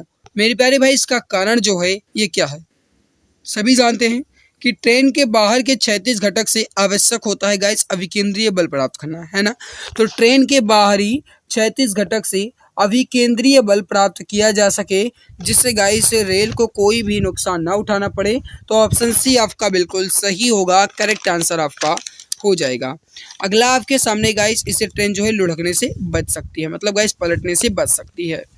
अगला आपके सामने क्वेश्चन कह रहा है गाइस कि रेल की पटरियों को मोड़ दिया जाता है आखिर क्यों। बस वही मेरे प्यारे भाई क्वेश्चन वही है, केवल और केवल थोड़ा घुमाया गया है, बस घुमाने की कोशिश की गई है लेकिन घूमना बिल्कुल नहीं है। देखो रेल की पटरियों को मोड़ दिया जाता है, अभी आपने देखा ट्रैक के कारण गाइस जो पटरियां हैं गाइस जिस सामान्य प्रतिक्रिया के कारण क्षैतिज घटक से आवश्यक सेंट्रीफ्यूगल फोर्स या सेंट्रीफ्यूगल बल या जिन्हें आप कहेंगे अभिकेंद्रीय बल, इसके गाइस वजह से प्राप्त किया जा सकता है। इसकी वजह से रेल की पटरियों को मोड़ दिया जाता है या बाहर की तरफ से उठा दिया जाता है। तो ऑप्शन सी आपका जो है ये बिल्कुल सही आंसर होगा, करेक्ट आंसर आपका हो जाएगा। अगला आपके सामने मेरे भाई कि एक कण एक समान गोलाकार गति से गतिमान होता है जिसकी त्रिज्या r के वृत्त के साथ निरंतर गति v होती है, तो कण का त्वरण क्या होगा। तो यहाँ पर देख लो मेरे प्यारे भाई, पहले इसका एक्सप्लेनेशन देख लो। जो गाइस अभिकेंद्रीय बल होता है ये होता है mv²/r, ठीक है, mv²/r होता है। अब आप सभी जानते हैं मेरे प्यारे भाई कि mv² बटे आर होगा। एफ बराबर क्या होता है एम ए। अगर हम प्रयोग करेंगे तो एम ए बराबर क्या निकलेगा आपका M B square upon R. और गाइस अगर हम एम एम से कैंसिल कर दें तो ए बराबर वी स्क्वायर अपान आर मिलेगा, यानी V square upon R. Option D जो है ये आपका बिल्कुल सही आंसर हो जाएगा। अगला आपके सामने मेरे भाई कि यदि दूध से क्रीम निकाली जाती है तो उसका घनत्व जो है ये कैसा होगा। यदि दूध से क्रीम निकाली जाती है तो उसका घनत्व जो है मेरे प्यारे भाई ये कैसा होता है, बढ़ता है। राइट होगा यहाँ पर आपका बढ़ता है। जो भी प्यारे भाई बहन मित्र ऑप्शन ए बढ़ता है बता रहे हैं, बिल्कुल सही आंसर हो जाएगा। अगला आपके सामने मेरे प्यारे भाई कि किस क्रिया के द्वारा सूखे कपड़े को स्पिन ड्रायर में सुखाया जाता है। गाइस किसकी क्रिया द्वारा सूखे कपड़े को स्पिन ड्रायर में सुखाया जाता है। देखो थोड़ा समझना, इसका जो सही आंसर हो जाएगा 75 का हो जाएगा अपकेंद्रीय बल के कारण। ऑप्शन नंबर बी जो है आपका बिल्कुल सही आंसर हो जाएगा। अगला आपके सामने मेरे भाई कि वृत्ताकार पथ के चारों ओर किसी पिंड की गति जो है यह किसका उदाहरण है। फटाफट आंसर दो।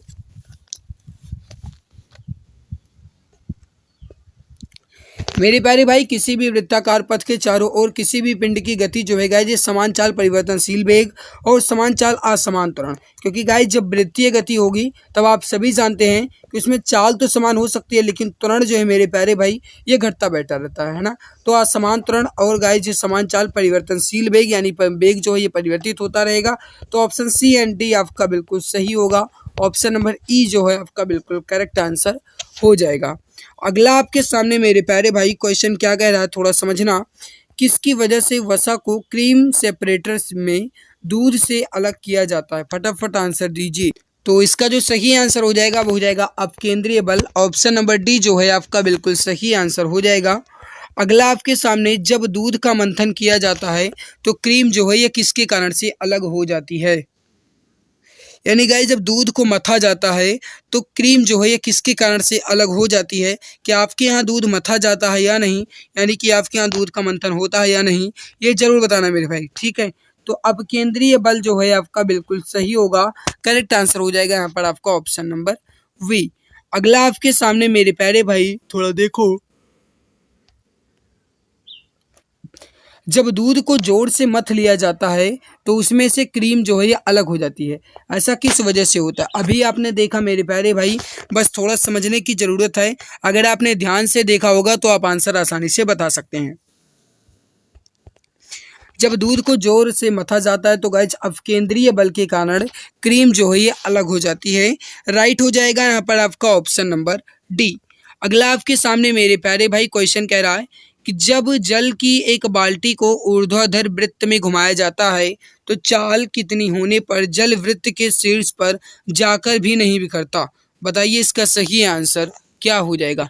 गाइस जैसे आप किसी भी गोले में खड़े हैं और इस गोले से अगर आप गाइस कोई भी बाल्टी अपने हाथ में लिए हुए हैं और खूब तेजी से guys gun gun gun gun gun gun gun gun gun gun gun gun घूम रहे हैं तो गाइस आप देखते होंगे कि आपका पानी जो है, जो बाल्टी में पानी भरा हुआ है वो नीचे नहीं गिरता है। या फिर अगर आप गाइस कोई भी लोटा या कोई भी गाइस अगर आपने बर्तन ले रखा है, अगर आप उसे तेजी से घुमाते हैं उसके बाद पलट भी देते हैं तो भी वो नहीं गिरता। आखिर क्यों।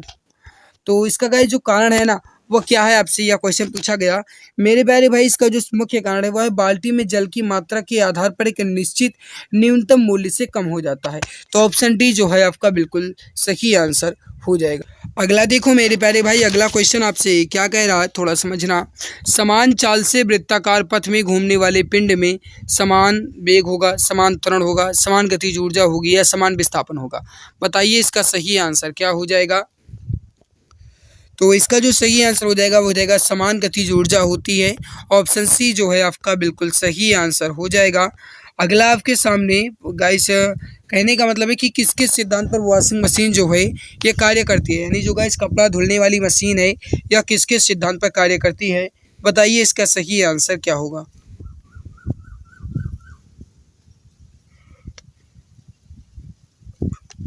राइट आंसर हो जाएगा वो हो जाएगा अपकेंद्रण के सिद्धांत पर। ऑप्शन नंबर डी आपका बिल्कुल सही आंसर हो जाएगा। जो भी प्यारे भाई बहन मित्र ऑप्शन डी बता रहे हैं बिल्कुल सही आंसर हो जाएगा। अगला आपके सामने गाइस इसका आंसर आप बताइए राइट आंसर क्या होगा। थोड़ा समझना कहे क्या रहा है कि यदि कोई पिंड एक चक्र में स्थिर गति के साथ चलता है तो क्या उस पर कोई कार्य नहीं किया जाता, या उस पर कोई बल जो गाइज ये नहीं लगता, या इसमें त्वरण उत्पन्न नहीं होता, या जो है यह एक समान वेग से रहता है। बताइए इसका सही आंसर क्या होगा। गाइस यदि कोई भी पिंड एक चक्र में स्थिर गति से चलता है तो उस पर कोई भी कार्य नहीं किया जाता है। ऑप्शन नंबर ए जो है आपका बिल्कुल सही आंसर हो जाएगा, करेक्ट आंसर आपका हो जाएगा। अगला आपके सामने क्वेश्चन क्या कह रहा है कि स्थिर वेग के साथ चलती ट्रेन से एक व्यक्ति प्लेटफॉर्म पर एक गेंद गिराता है। गेंद का मार्ग जो किसी पर्यवेक्षक द्वारा प्लेटफॉर्म से देखने पर लगेगा वह कैसा लगेगा। कहने का मतलब है गाइज कोई व्यक्ति है वह गाइज ट्रेन चलती ट्रेन से एक गेंद को प्लेटफॉर्म पर गिराता है और गेंद का जो मार्क है गाइज वो किसी भी पर्यवेक्षक या जो देखने वाला होता है उसके द्वारा प्लेटफॉर्म से देखने पर लगेगा कि वह जो गेंद है गाइज गिर रही है ये सीधी रेखा में, वृत्त रेखा में, परवलय में, या फिर किस तरीके से गिर रही है। मेरे प्यारे भाई एक परवलय के समान उसको आकार दिखाई देगा, यानी कुछ इस प्रकार से दिखाई देगा। तो ऑप्शन सी जो है आपका बिल्कुल सही आंसर हो जाएगा, करेक्ट आंसर आपका हो जाएगा। अगला आपके सामने पृथ्वी की सतह से प्रक्षेप्य की गति के दौरान जो गतिज ऊर्जा है या संवेग स्थिर है या वेग का जो है ऊर्ध्वाधर घटक है या क्षैतिज घटक है, ये कैसा रहता है। बताइए इसका सही आंसर क्या होगा। मेरे प्यारे भाई जो इसका सही आंसर हो जाएगा वो हो जाएगा इसका वेग जो है 36 घटक पर स्थिर रहता है। ऑप्शन नंबर डी जो है ये आपका बिल्कुल सही आंसर हो जाएगा। चलिए अगला क्वेश्चन आपके सामने। मेरे प्यारे भाई अब आपका विषय 3 चल रहा है प्रक्षेप वाला, ठीक है। देखो अगला क्वेश्चन है कि पृथ्वी की सतह से प्रक्षेप्य की गति के दौरान, गाइज अब आप ऑप्शन को देखिए फिर आंसर दीजिए।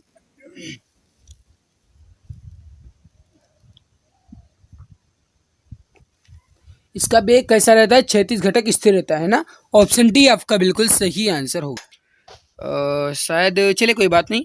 अगला आपके सामने मेरे प्यारे भाई एक टावर के ऊपर से गिरा हुआ कण लगातार जमीन पर गिरता है तथा उसके गिरने की दूरी टावर के आधार से टावर की ऊंचाई के बराबर है। निम्नलिखित में से कौन सा पथ कण द्वारा लिया जाएगा। दैट मीन्स थोड़ा समझने की कोशिश करना। जैसे गाइस कोई एक टावर है, ठीक है, ये मान लो गाइस टावर है जो आपके घर से लगा हुआ है, वोडाफोन वाला, ठीक है, जहाँ से आप नेटवर्क लेते हो। ये वोडाफोन वाला टावर है, ठीक है, जो आपके पड़ोस में है। अरे भैया आपके पड़ोस में वही टावर में बात कर रहा हूँ। और क्या कह रहा है कि एक टावर के ऊपर से गिरा हुआ एक कण, यानी यहाँ से कोई एक कण गिरता है और वह लगातार क्या करता है गाइस जमीन पर गिरता है। उसके गिरने की दूरी जो है ये टावर के आधार से टावर की ऊंचाई के बराबर है। मतलब गाइस जो इसके गिरने की दूरी है यहाँ से यहाँ तक की दूरी जो है ये टावर का गाइस जो आधार है यहाँ से इसकी ऊंचाई के बराबर, यानी इसके और इसके बराबर है, ठीक है। अब कहा क्या गया है कि इसमें ये कौन सा पथ, ये जो गाइस कण है ये कौन सा पथ लेगा, आपसे ये कहा गया। थोड़ा आप यहाँ पर ध्यान दो गाइस किस तरीके से चित्र बन पाया है, दिमाग लगाना, आंसर आपका आसानी से आएगा। मेरे प्यारे भाई कुछ परवलय के आकार से चित्र बनाना, तो परवलय के आकार जैसा होगा मेरे प्यारे भाई परवलय आकार होगा। ऑप्शन बी आपका बिल्कुल सही हो जाएगा। अगला आपके सामने थोड़ा ये भी दिमाग लगाना, यदि कोई ट्रेन में बैठा लड़का जो समान वेग से चल रहा है एक गेंद को सीधी वायु में फेंकता है तो गेंद उसके सामने गिरेगी, पीछे गिरेगी, हाथ में गिरेगी, या इनमें से कोई भी नहीं। बताओ, थोड़ा दिमाग लगाओ, आंसर आपका आसानी से आएगा।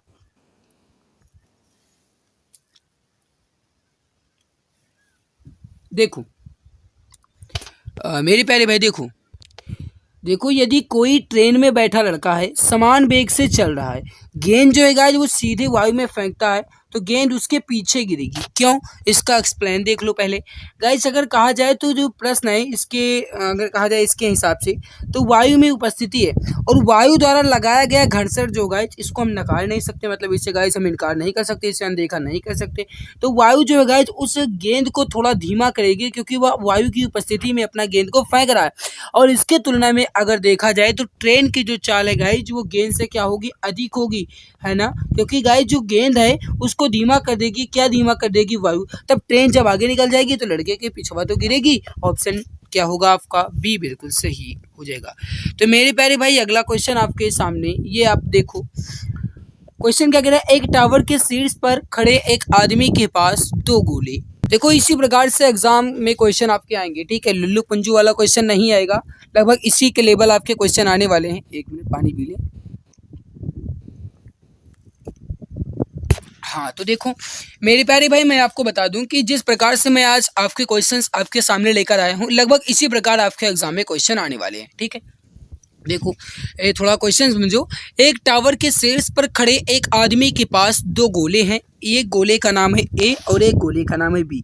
चलो मान लो ए का नाम आप मान लो चिंटू और बी का मान लो आप पिंटू।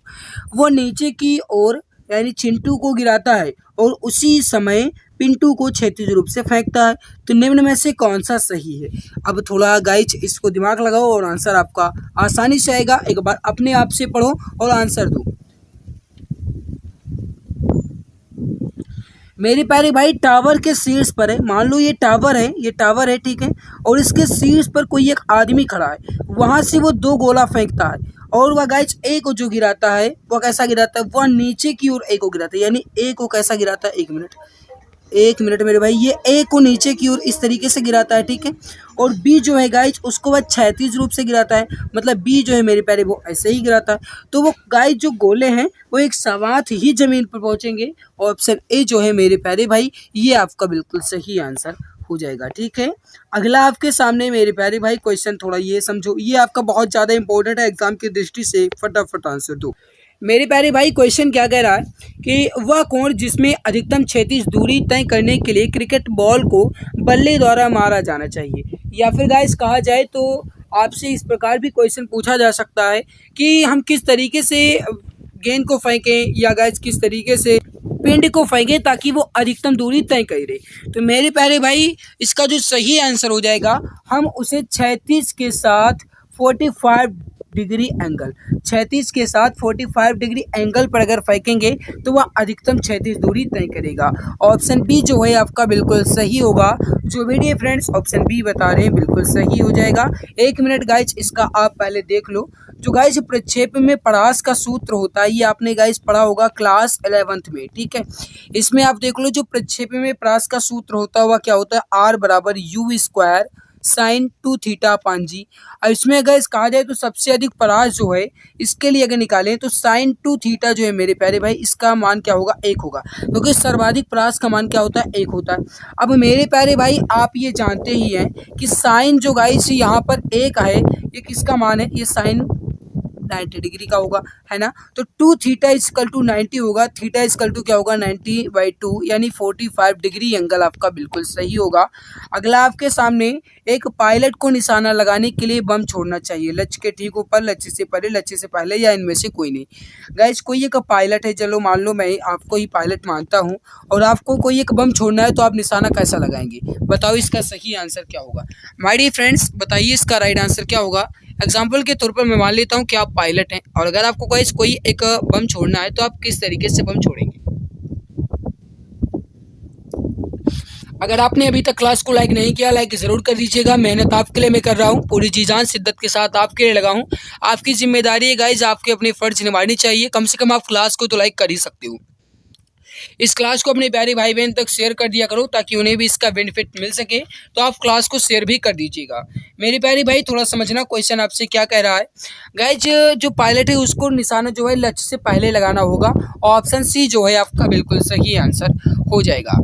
अगला आपके सामने यदि एक प्रक्षेपी को 36 दूरी इसकी अधिकतम ऊंचाई से 4 गुना है तो प्रक्षेपण का कोण जो है ये कैसा होगा। ये गाइस थोड़ा आपको डिफिकल्ट सा लग रहा होगा, लेकिन बिल्कुल ये उसी तरीके से क्वेश्चन है जिस तरीके से अभी आपने देखा था मेरे प्यारे भाई। अधिक दूरी तय करने के लिए हम किस कोण के साथ यानी किस क्षैतिज कोण के साथ फेंकेंगे किसी भी पिंड को, तो बिल्कुल वही क्वेश्चन है गाइस। अधिकतम दूरी इसमें भी बात की गई। राइट होगा आपका 45 डिग्री, या कहा जाए तो ऑप्शन बी जो है आपका बिल्कुल करेक्ट आंसर हो जाएगा। अगला आपके सामने मेरे प्यारे भाई स्थिर चाल के साथ चलती हुई एक खुली कार में बैठा एक लड़का सीधे वायु में एक गेंद फेंकता है, गेंद जो है यह गिरती है। फिर वही क्वेश्चन आया है, थोड़ा घुमाया गया, फिर भी गाइस आपसे क्वेश्चन उसी प्रकार पूछा जा रहा है। उसी के पीछे गिरेगी, यानी किसके पीछे गिरेगी, तो मेरे भैया उसी लड़के के पीछे गिरेगी। ए आंसर आपका बिल्कुल सही हो जाएगा। इसका आप एक्सप्लेन देख लो, बहुत ही अच्छे से मैंने लिख दिया था, आप देख लेना, ठीक है। ये आपको पीडीएफ के साथ मिलेगी भैया। पीडीएफ कहाँ मिलेगा, कुछ बच्चे ये भी नहीं जान पा रहे होंगे। जो गाइस यहाँ पर लिखा है यूट्यूब एग्जाम गुरुजी बाय अरविंद सर, ये गाइस हमारे यूट्यूब चैनल का नेम है। लेकिन यूट्यूब चैनल ना ही गाइस ये, बल्कि ये टेलीग्राम चैनल का नेम भी है। यही हमारे फेसबुक पेज भी है, यही हमारा टेलीग्राम चैनल भी है। तो गाइस आप टेलीग्राम पर जाकर के इसकी पीडीएफ को आसानी से प्राप्त कर सकते हैं, ठीक है, विथ एक्सप्लेनेशन के साथ। गाइस जिस तरीके से मैं यहाँ पर आपको पढ़ा रहा हूँ, बिल्कुल इसी तरीके से आपको इसकी पीडीएफ मिलेगी। चलो अगला क्वेश्चन आपके सामने अब आएगा। अब हम बात करते हैं गाइस, विषय 4 है, यानी न्यूटन के नियम से संबंधित कुछ क्वेश्चंस को कवर कर लेते हैं न्यूटन के नियम से, और उसके बाद आपका गाइस अध्याय 3 स्टार्ट होगा, ठीक है। तो गाइस इसमें पहला क्वेश्चन है, रॉकेट जो है ये किस सिद्धांत पर कार्य करता है। वैसे भी आप जानते हैं सर आइजैक न्यूटन के द्वारा कितने नियम दिए गए, 3 नियम दिए गए, गति का पहला नियम, दूसरा नियम और तीसरा नियम। अब आपसे कहा किया गया कि रॉकेट जो है गाइस ये किस सिद्धांत पर कार्य करता है, न्यूटन के पहले, दूसरे या तीसरे, या आर्किमिडीज के सिद्धांत पर, किस सिद्धांत पर कार्य करेगा। वैसे भी आप जानते हैं जब न्यूटन का नियम है तो आर्किमिडीज का यहाँ पर कोई काम ही नहीं है। जब मैं न्यूटन के नियम को कवर कर रहा हूँ तो आर्किमिडीज यहाँ पर आएंगे ही नहीं, है ना मेरे प्यारे भाई। जो इसका सही आंसर हो जाएगा वो हो जाएगा न्यूटन का तीसरा नियम, जिन्हें हम गाइस संवेग संरक्षण का नियम भी कहते हैं, क्रिया प्रतिक्रिया का नियम भी कहते हैं। तो यहाँ पर आपका ऑप्शन नंबर ए जो है ये बिल्कुल करेक्ट आंसर हो जाएगा, ठीक है। अगला आपके सामने कि रॉकेट का कार्य निम्न में से किस सिद्धांत पर आधारित है। अभी मैंने आप सभी को बताया, आपने देखा मेरे प्यारे भाई, मैंने क्या कहा, न्यूटन के गति का तृतीय नियम जो है संवेग संरक्षण के सिद्धांत पर आधारित है, या कहा जाए मेरे प्यारे भाई रॉकेट जो है संवेग के संरक्षण के सिद्धांत पर ही आधारित है। तो संवेग का संरक्षण जो गाइस इससे के सिद्धांत पर रॉकेट का कार्य जो है ये आधारित होगा। मेरे प्यारे भाई ए आंसर जो है आपका बिल्कुल सही आंसर हो जाएगा। अगला आपके सामने, इसको आप देखिए, रॉकेट की गति के मामले में कौन सा संरक्षण सिद्धांत लागू होता है। मेरे प्यारे भाई अगर आपने अभी तक क्लास को लाइक नहीं किया तो एक बार लाइक जरूर कर दीजिएगा। जिम्मेदारी आपकी है, फर्ज आपका बनता है, कम से कम आप क्लास को तो लाइक कर ही सकते हो। मेरे प्यारे भाई अगर आपने अभी तक क्लास को लाइक नहीं किया तो एक बार दिल की गहराई से सभी प्यारे भाई बहन लाइक जरूर कर देंगे। रॉकेट की गति के मामले में कौन सा संरक्षण सिद्धांत लागू होता है, अभी आपने देखा, बस थोड़ा घुमाया गया, फिर से वही संवेग का संरक्षण ही होगा। ऑप्शन नंबर सी जो है आपका बिल्कुल सही आंसर हो जाएगा। अगला आपके सामने, बस में खड़े यात्री को बस के अचानक घूम जाने पर बाहर की ओर फेंक दिया जाता है, इसका कारण क्या है। मेरे प्यारे भाई उस पर बाहर की ओर खिंचाव होता है। ए आंसर आपका बिल्कुल सही आंसर हो जाएगा, ठीक है। अगला आपके सामने क्वेश्चन क्या कह रहा है मेरे प्यारे भाई कि एक गेंद को पकड़ने के दौरान एक खिलाड़ी अपने हाथों को नीचे की ओर या पीछे की ओर खींच लेता है, वह ऐसा निम्न में से किसको कम करने के लिए करता है। यानी मान लो गाइस आप एक बॉलर हो और आपने गाइस बॉल करवाई और वहां से गाइस जो बल्लेबाज हैं उन्होंने बॉल को किक किया, उसके बाद गाइस जो वहां पर कैप्चर होता है, यानी कि जो गाइस गेंद को पकड़ने वाला होता है, कैच करने वाला होता है, वो गेंद को पकड़ते ही गाइस उसे अपने हाथ को पीछे की ओर कर लेता है। ऐसा क्यों करता है या किसको कम करने के लिए करता है, आपसे कहा गया। मेरे प्यारे भाई ऐसा वो इसलिए करता है ताकि, मेरे प्यारे भाई थोड़ा समझने की कोशिश करना, इंपॉर्टेंट आपका ये बहुत है। राइट आंसर होगा यहाँ पर आपका ऑप्शन नंबर ए बल, ठीक है। अब मेरे प्यारे भाई कुछ मित्र यहाँ पर कहेंगे कि नहीं वो संवेग को पीछे कर मतलब कम करने के लिए। अब पहले इसका एक्सप्लेन देख लो फिर आगे बात करना, ठीक है। देखो अगर कहा जाए तो न्यूटन का जो दूसरा नियम है, जिन्हें हम सार्वत्रिक नियम भी कहते हैं, इसमें गाइस से दूसरे नियम के अनुसार बल जो है ये क्या होता है, बराबर WP/T लिखा है यहाँ पर गाइस, डेल्टा P/T लिखा है, ठीक है, या कहा जाए F बराबर ma, है ना, बात वही है। अतः समय बढ़ाने से गाइस जो बल है ये कैसा होगा, घटेगा, और तब जब बल घटेगा तो गाइस चोट कम लगेगी। अब संवेग में परिवर्तन जो है गाइस हर स्थिति में समान ही होता है, चाहे वो अपना हाथ पीछे खींचे या ना खींचे। आवेग भी उसी तरीके से है, चाहे वह कितना भी बढ़ा ले लेकिन समान ही होगा। पकड़ने का समय जो होगा ये कम करना या अधिक करना खिलाड़ी का मुख्य उद्देश्य नहीं है। मुख्य उद्देश्य क्या है कि उसे चोट न लगे, है ना। अगला आपके सामने त्वरण जो है ये कैसा होता है, बल के विलोमानुपाती, द्रव्यमान के विलोमानुपाती, द्रव्यमान के समानुपाती या बल के समानुपाती। त्वरण जो है मेरे प्यारे भाई ये कैसा होता है, बल के समानुपाती होता है। राइट होगा यहाँ पर आपका ऑप्शन नंबर डी। जो भी प्यारे भाई बहन ऑप्शन डी बता रहे हैं बिल्कुल सही आंसर हो जाएगा। अगला आपके सामने क्वेश्चन क्या कह रहा है, निम्न में से किसकी वजह से पत्थर पर लात मारने से एक व्यक्ति को चोट लगती है। मेरे प्यारे भाई अगर आपने अभी तक क्लास को लाइक नहीं किया, लाइक कर दीजिए, कहने की जरूरत ना पड़े, समझदार आप हो, क्लास को लाइक कर दीजिए प्यारे भाई बहन, जल्दी से क्लास को लाइक कर दीजिए। गाइस किसी भी वजह से अगर आप पत्थर पर लात मारते हैं तो जो गाइस व्यक्ति उसको चोट लगेगी प्रतिक्रिया के कारण, है ना। क्रिया प्रतिक्रिया के नियम, न्यूटन का गति का तृतीय नियम भैया, वही वाला। हमने सेंचुरी को छू लिया, यानी गाइस हम पहुंच चुके हैं 100 क्वेश्चन पर। क्वेश्चन है कि निम्नलिखित कण समान गतिज ऊर्जा के साथ चलते हैं, इनमें से किसकी अधिकतम गति है। गाइस इलेक्ट्रॉन, प्रोटॉन, न्यूट्रॉन और अल्फा कण। ये गाइस आपको नीचे 4 ऑप्शन दिए गए, समान गतिज ऊर्जा के साथ चलते हैं, इसमें अधिकतम गति जो है ये किसकी होती है, आपसे ये पूछा गया है। सभी जानते होंगे मेरे प्यारे भाई, फटाफट आंसर दो।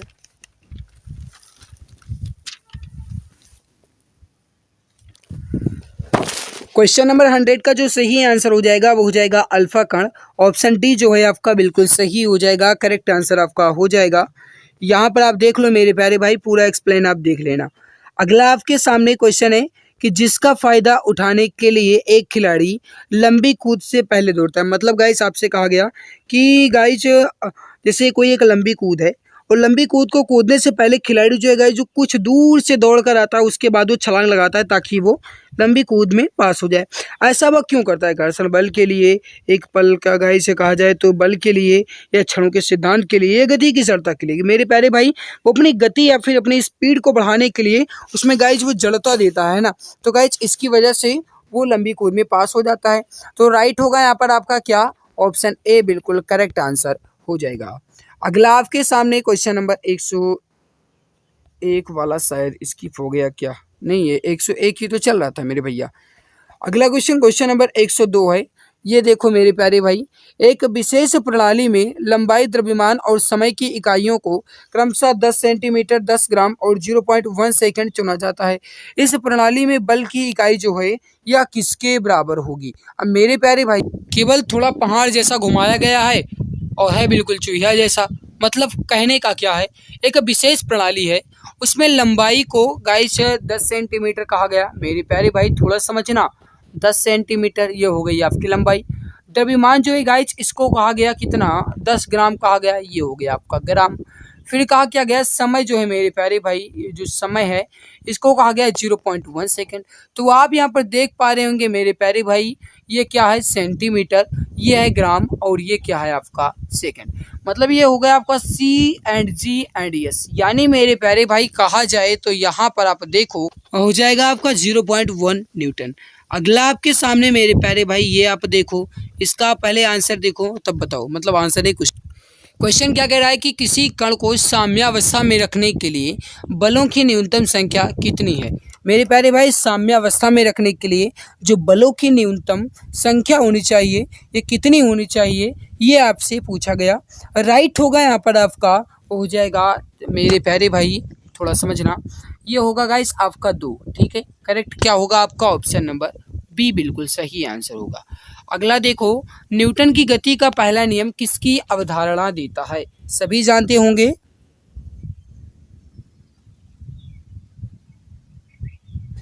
मेरे प्यारे भाई जो न्यूटन की गति का पहला नियम है ये जड़त्व की अवधारणा देता है।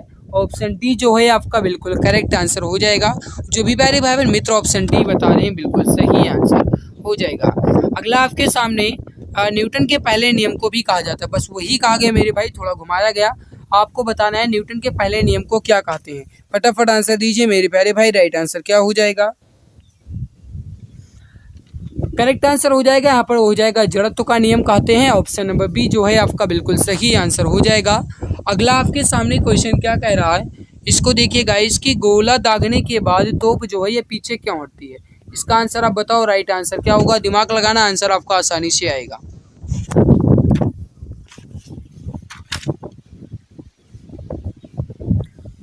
गाइस क्रिया प्रतिक्रिया के कारण होता है। अगर आपको हमारी आवाज़ क्लियर नहीं जा रही है तो थोड़ा मैनेज कर लेना। गाइस हवा तेज़ चल रही है, हो सकता है कि हमारी वॉइस आप तक क्लियर ना पहुंच पा रही हो, फिर भी मैं तेज़ बोलने की कोशिश करता हूं, लेकिन इतनी देर से बोल रहा हूं तेज़ बोल भी नहीं सकता हूं, इतना बल नहीं रह गया कि मैं ज़्यादा चिल्ला सकूं। फिर भी मैं कोशिश करता हूं आप तक आवाज़ तेज़ पहुँच जाए। अगर आवाज़ तेज़ नहीं पहुँचती है तो कृपया एयरफोन का यूज कर लेना मेरे भाई।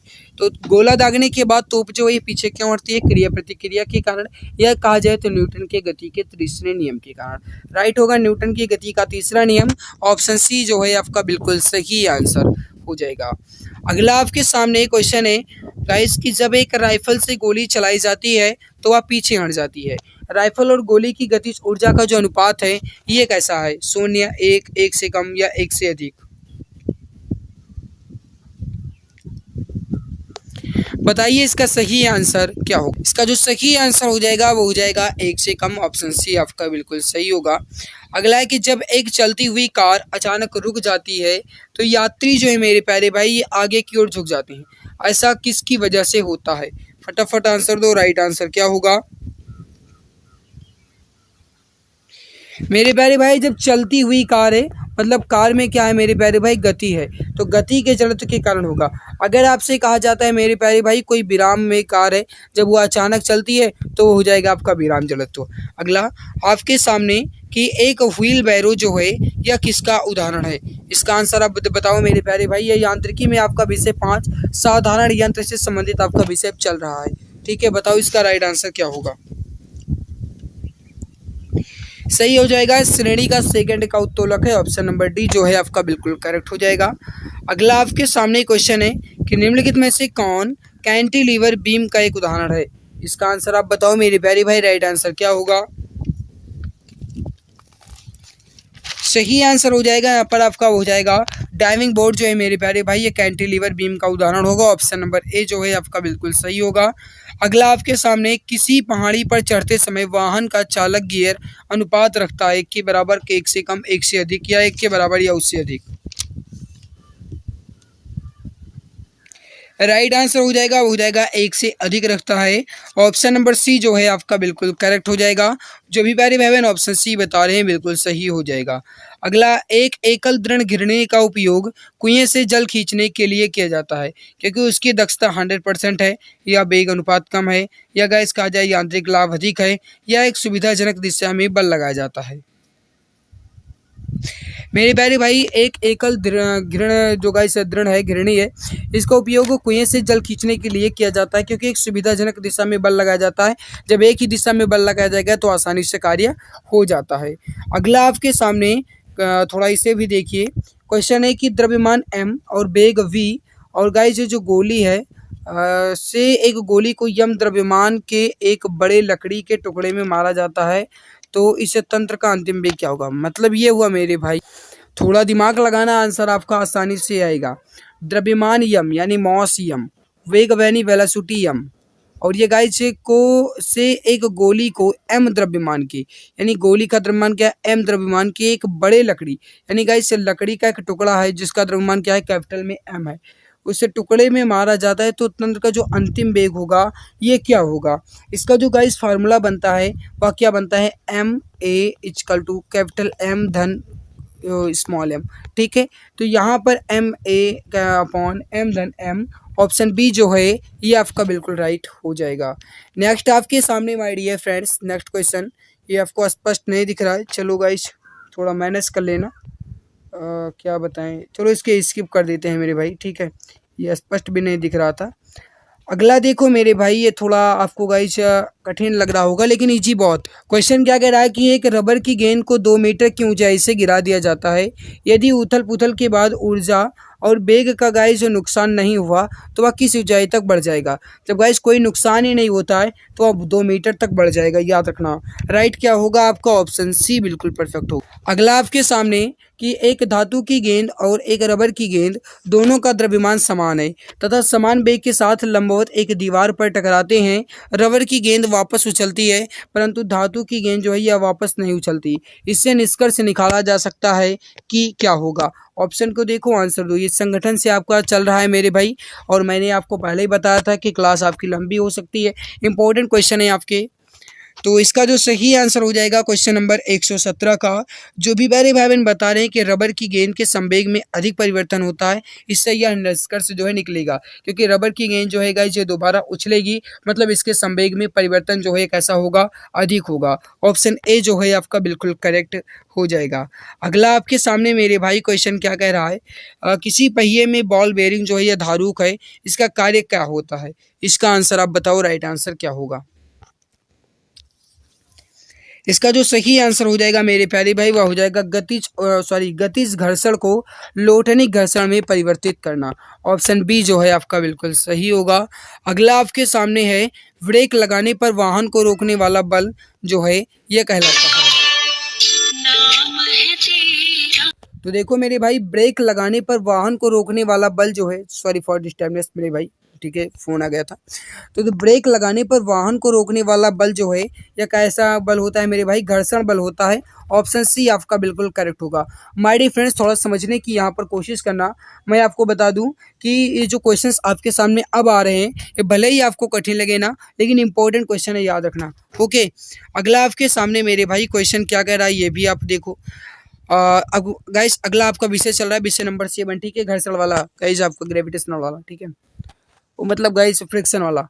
वाहन के पहियों में ठीक से वायु भरी जाती है ताकि वाहन सुचारू रूप से चलाने के लिए, या वाहन को अधिक भार उठाने में सक्षम बनाने के लिए, या वाहन की फिसलन कम तथा घर्षण को भी कम करने के लिए, या तेज रफ्तार से चलने और ईंधन बचाने के लिए।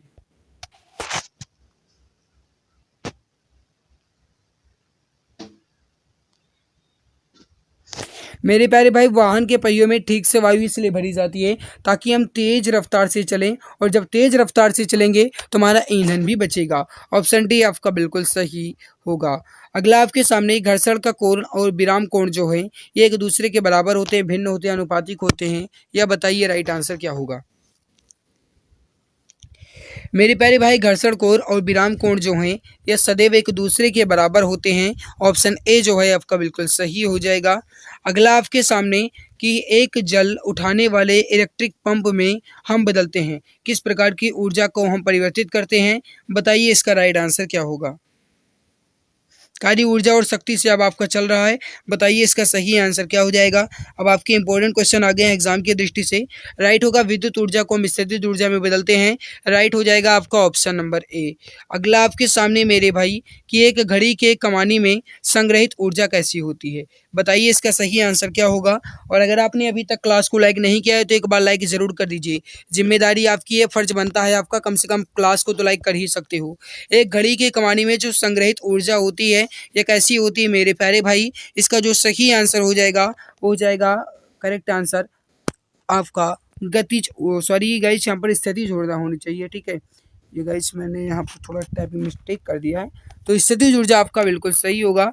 अगला आपके सामने मेरे भाई कि यदि किसी पिंड के द्रव्यमान और वेग दोनों को उनके परिणाम के दोगुने तक बढ़ा दिया जाए तो गतिज ऊर्जा कैसी होगी? अब आप थोड़ा दिमाग लगाना, आंसर आपका बहुत ही आसानी से आएगा मेरे भाई। देखो, यदि किसी पिंड के द्रव्यमान और वेग दोनों को उनके परिणाम के दोगुने तक बढ़ा दिया जाता है, यानी गाइस जो इसका द्रव्यमान है ये कितना हो जाता है, एक मिनट, ये गाइस जो m है ये कितना हो जाता है, 2 हो जाता है, 2 गुना। और जो गाइस जिसका वेग है ये कितना हो जाता है, यानी v जो है ये भी आपका 2 हो जाता है। फिर क्या कहा गया, गतिज ऊर्जा जो है ये कितनी हो जाएगी मेरे प्यारे भाई? गतिज ऊर्जा बराबर क्या होता है, 1/2 mv² होता है ना? क्या होता है, 1/2 mv² होता है काइनेटिक एनर्जी बराबर। तो 1/2 बराबर m कितना है मेरे भाई, 2, और ये कितना है मेरे भाई, v² यानी 2 है, तो 2 2 जा 4 और 4 2 जा 8। मेरे भाई यहाँ पर जो आपका सही हो वह होगा यहाँ पर आपका 4 गुना, क्योंकि गाइस 1/2 mv² है ना, ये बराबर में नहीं है, ये है गाइस आपका mv²। एक मिनट, ये है ना, m आपका 2 हो गया, यानी 2 2 जा 4 और 2 8, यानी 2/4, यानी कि गाइस 2। तो मतलब यहाँ पर होगा आपका 4 गुना। ऑप्शन बी जो है आपका बिल्कुल सही होगा। ये गाइस यहाँ पर एक गलत लिखा हुआ है, ध्यान दीजिएगा, ठीक है, ये गलत मैंने मिस्टेक कर दिया है, इसको मैं चेंज कर दूंगा। अगला है कि गतिज ऊर्जा है निर्भर करती है किस पर? बताइए इसका सही आंसर क्या हो जाएगा? 25 क्वेश्चन आपके और बचे हैं, फटाफट आंसर दे दो मेरे भैया। जो इसका सही आंसर हो जाएगा आपका वो हो जाएगा मेरे प्यारे भाई, गतिमान पिंड के द्रव्यमान और वेग दोनों पर निर्भर करती है गतिज ऊर्जा। राइट होगा आपका ऑप्शन नंबर डी, क्योंकि गाइज आपने अभी देखा गतिज ऊर्जा काइनेटिक एनर्जी बराबर होता है 1/2 mv², यानी द्रव्यमान और वेग दोनों पर निर्भर करेगी। ऑप्शन नंबर डी आपका बिल्कुल सही होगा। अगला आपके सामने निम्नलिखित में से किस मामले में कार्य करने में गतिज ऊर्जा का उपयोग किया जाता है या किया जा रहा है? बताइए इसका सही आंसर क्या होगा? देखो, दूरी तय करने के लिए साइकिल को पैडलिंग ये गलत है। दूरी तय करने के लिए कार चलाना ये भी गलत है। पवन चक्की द्वारा गेहूं के दाने को पीसना, मेरे भाई ये जो है गाइस, ये गतिज ऊर्जा का उदाहरण हो जाएगा। ऑप्शन सी जो है आपका बिल्कुल सही हो जाएगा। अगला आपके सामने कि एक घर की छत से जमीन की ओर एक पत्थर गिराया गया, पत्थर की गतिज ऊर्जा अधिकतम कब होगी? सही आंसर हो जाएगा जमीन को छूने से थोड़ी देर पहले या क्षण भर पहले गाइज उसकी जो गतिज ऊर्जा है ये अधिक होगी। ऑप्शन सी आपका बिल्कुल सही होगा। अगला आपके सामने, जब कोई पिंड किसी हवाई जहाज से गिरता है तो उसमें वृद्धि होती है, गतिज ऊर्जा की, द्रव्यमान की, या फिर त्वरण की, या स्थितिज ऊर्जा की? इसका जो सही आंसर हो जाएगा वो हो जाएगा गतिज ऊर्जा की। ऑप्शन नंबर ए आपका बिल्कुल सही हो जाएगा।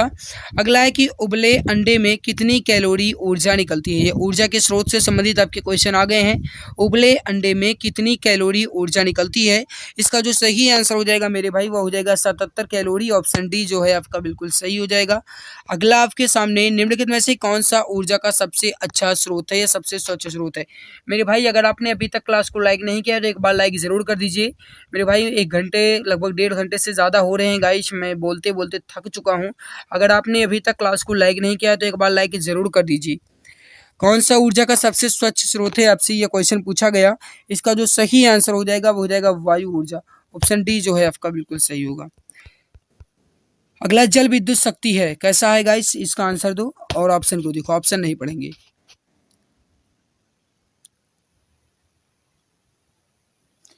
नवीकरणीय प्राकृतिक संसाधन एक जल विद्युत शक्ति है। ऑप्शन डी आपका बिल्कुल करेक्ट हो जाएगा। अगला आपके सामने मेरे भाई, निम्नलिखित में से कौन वैश्विक रूप से ऊर्जा का सबसे बड़ा स्रोत है? राइट आंसर हो जाएगा वो हो जाएगा नवीकरणीय ऊर्जा। ऑप्शन नंबर सी जो है आपका बिल्कुल करेक्ट हो जाएगा। अगला आपके सामने, मनुष्यों को ज्ञात सबसे पुरानी प्रकार की ऊर्जा कौन सी है? Very very important question for exam, please screenshot आप ले लीजिएगा। राइट हो जाएगा आपका ऑप्शन नंबर ए, पवन ऊर्जा बिल्कुल करेक्ट आंसर हो जाएगा। अगला आपके सामने, एक फोटो सेल में प्रकाश ऊर्जा किस ऊर्जा के रूप में परिवर्तित की जाती है? सही आंसर हो जाएगा, हो जाएगा विद्युत ऊर्जा के रूप में। ऑप्शन डी आपका बिल्कुल सही हो जाएगा। अगला है कि निम्नलिखित में से कौन सी ऊर्जा एक गैर नवीकरणीय स्रोत है? सही आंसर हो जाएगा, हो जाएगा कोयला ऊर्जा। ऑप्शन नंबर डी आपका बिल्कुल करेक्ट हो जाएगा। अगला है, निम्नलिखित में से किस प्रकार का कोयला प्रति इकाई सबसे अधिक ऊष्मा पैदा करता है? सही आंसर हो जाएगा एंथ्रेसाइट कोयला। ऑप्शन नंबर सी जो है आपका बिल्कुल करेक्ट आंसर हो जाएगा। अगला आपके सामने मेरे भाई, कि वह ऊर्जा जो पृथ्वी की सतह के नीचे जमा वाष्प ऊष्मा का दोहन कर सकती है, क्या कहलाती है? इसका जो सही आंसर हो जाएगा क्वेश्चन नंबर 37 का, वो हो जाएगा भूतापीय ऊर्जा। ऑप्शन नंबर डी जो है आपका बिल्कुल करेक्ट आंसर हो जाएगा। अगला आपके सामने, परमाणु संयंत्र में निम्न में से एक का उपयोग ईंधन के रूप में किया जाता है, वह क्या है? वेरी वेरी इंपॉर्टेंट क्वेश्चन है एग्जाम की दृष्टि से, आप चाहे स्क्रीनशॉट ले सकते हैं। गाइस अगर आप चैनल पर पहली बार आए, सब्सक्राइब कर लेना ताकि आने वाली हर लाइव क्लास की नोटिफिकेशन जो है ये आपको टाइम टू टाइम मिला करे। ठीक है, परमाणु संयंत्र में एक जो गाइस उपयोग के रूप में ईंधन किया जाता है वह क्या होगा? परमाणु संयंत्र में अगर कहा जाता है तो याद रखना गाइस, यूरेनियम आपका बिल्कुल सही होगा। अगला आपके सामने है कि कोयले से व्यावसायिक रूप से उत्पन्न होने वाली ऊर्जा को क्या कहा जाएगा? कोयले से व्यावसायिक रूप से उत्पन्न होने वाली ऊर्जा को क्या कहेंगे मेरे भाई? ये क्वेश्चन आपसे पूछ रहा है। तापीय ऊर्जा कहा जाएगा। ऑप्शन सी आपका बिल्कुल सही हो जाएगा। अगला आपके सामने, चक्का भाप इंजन का एक महत्वपूर्ण हिस्सा है, वह क्योंकि इंजन को गति तेज करता है, या फिर आप ऑप्शन देखो और आंसर दो।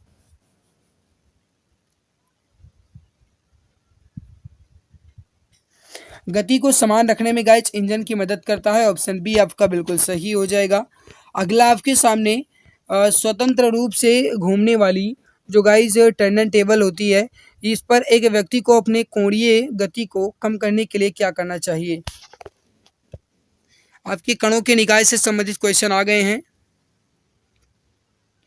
राइट हो जाएगा क्वेश्चन नंबर 41 का। जो भी डियर फ्रेंड्स बता रहे हैं अपने हाथों को बाहर की ओर फैलाना चाहिए। ऑप्शन सी जो भी बता रहे हैं बिल्कुल सही होगा। अगला आपके सामने, दौड़ के दौरान एक स्प्रिंटर के गुरुत्वाकर्षण का केंद्र जो है कैसा होता है? मेरे प्यारे भाई उसके पैरों के आगे ऑप्शन नंबर ए जो है आपका बिल्कुल करेक्ट हो जाएगा। जो भी प्यारे भाई बहन मित्र ऑप्शन ए बता रहे हैं बिल्कुल सही हो जाएगा, परफेक्ट आंसर आपका हो जाएगा।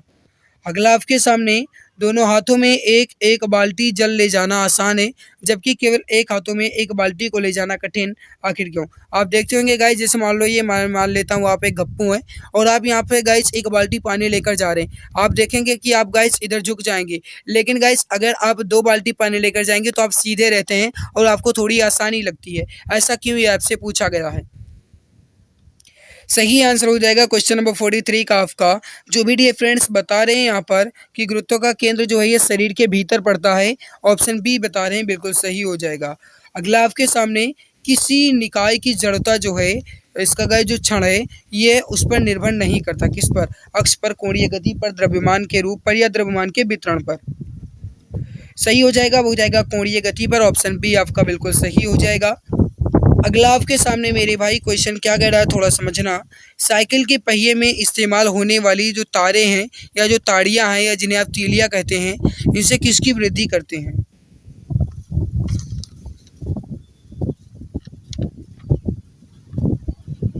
सही आंसर हो जाएगा, वो हो जाएगा जड़ आघूर्ण की, ऑप्शन ए आपका बिल्कुल सही हो जाएगा। अगला है कि एक गोला विभिन्न कोणों के झुकाव परंतु समान ऊंचाई वाले 2 तालों से लुढ़कता है, ऐसा वह करता है क्यों? सही आंसर हो जाएगा क्वेश्चन नंबर 46 का आपका, वो हो जाएगा समान चाल से, ऑप्शन नंबर बी आपका बिल्कुल सही हो जाएगा। अगला आपके सामने कि जिस बिंदु पर किसी पिंड का कुल द्रव्यमान संकेंद्रित होता है उसे क्या कहते हैं? वेरी वेरी इंपॉर्टेंट क्वेश्चन है, फटाफट आंसर दो। राइट आंसर हो जाएगा आपका, वो हो जाएगा द्रव्यमान का केंद्र कहते हैं, ऑप्शन नंबर बी आपका बिल्कुल सही हो जाएगा। अगला कि किसी पिंड का भार किसी के केंद्र से गुजरता है, किसके केंद्र से? किसी भी पिंड का भार जो है किसके केंद्र से गुजरेगा? राइट आंसर हो जाएगा गुरुत्वाकर्षण के केंद्र से, ऑप्शन नंबर ए आपका बिल्कुल सही आंसर हो जाएगा। अगला आपके सामने क्वेश्चन नंबर 150 है। स्थिरावस्था में रखा हुआ एक बम अनेक छोटे छोटे टुकड़ों में फट गया, सभी अंशों का कुल संवेग जो है कैसा होगा? सही आंसर हो जाएगा, वो हो जाएगा संवेग जो है गाइस जो इसका मोमेंटम है ये कैसा होगा? शून्य हो जाएगा। ए आंसर आपका बिल्कुल सही होगा। अगला है गाइस आपके सामने गुरुत्वाकर्षण से संबंधित क्वेश्चन कि किसी निश्चित दूरी पर रखे 2 पिंडे एक दूसरे से गुरुत्वाकर्षण बल या महसूस करते हैं, यदि उनके बीच की दूरी पूर्व की दूरी से 2 गुनी हो जाती है तो बल क्या होगा? बल हो जाएगा 1/4 एफ, ऑप्शन नंबर डी आपका बिल्कुल सही हो जाएगा। अगला आपके सामने गाइस की वायुमंडल को पृथ्वी से बांध कर रखने वाला क्या कहलाएगा? राइट आंसर हो जाएगा गुरुत्वाकर्षण कहलाएगा, ऑप्शन ए आपका बिल्कुल सही हो जाएगा। तो यहाँ पर आप देख लो मेरे भाई 154 क्वेश्चंस को मैंने कंप्लीट किया, यहाँ पर आप देख सकते हो। गाइस अगर आपको हमारी मेहनत अच्छी लगी है लाइक ज़रूर करना। इसकी पीडीएफ कहाँ मिलेगी अगर आप ये पूछ रहे हैं तो देख लो, इसकी पीडीएफ मिलेगी आपको टेलीग्राम पर जाकर के आप चेक कर सकते हैं। गाइस अगर आप चैनल पर पहली बार आए सब्सक्राइब कर लेना। हमारी मेहनत आपको कैसी लगी, आपका स्कोर कितना रहा 150 क्वेश्चन में यानी 152 क्वेश्चन में, कमेंट में ज़रूर बताना।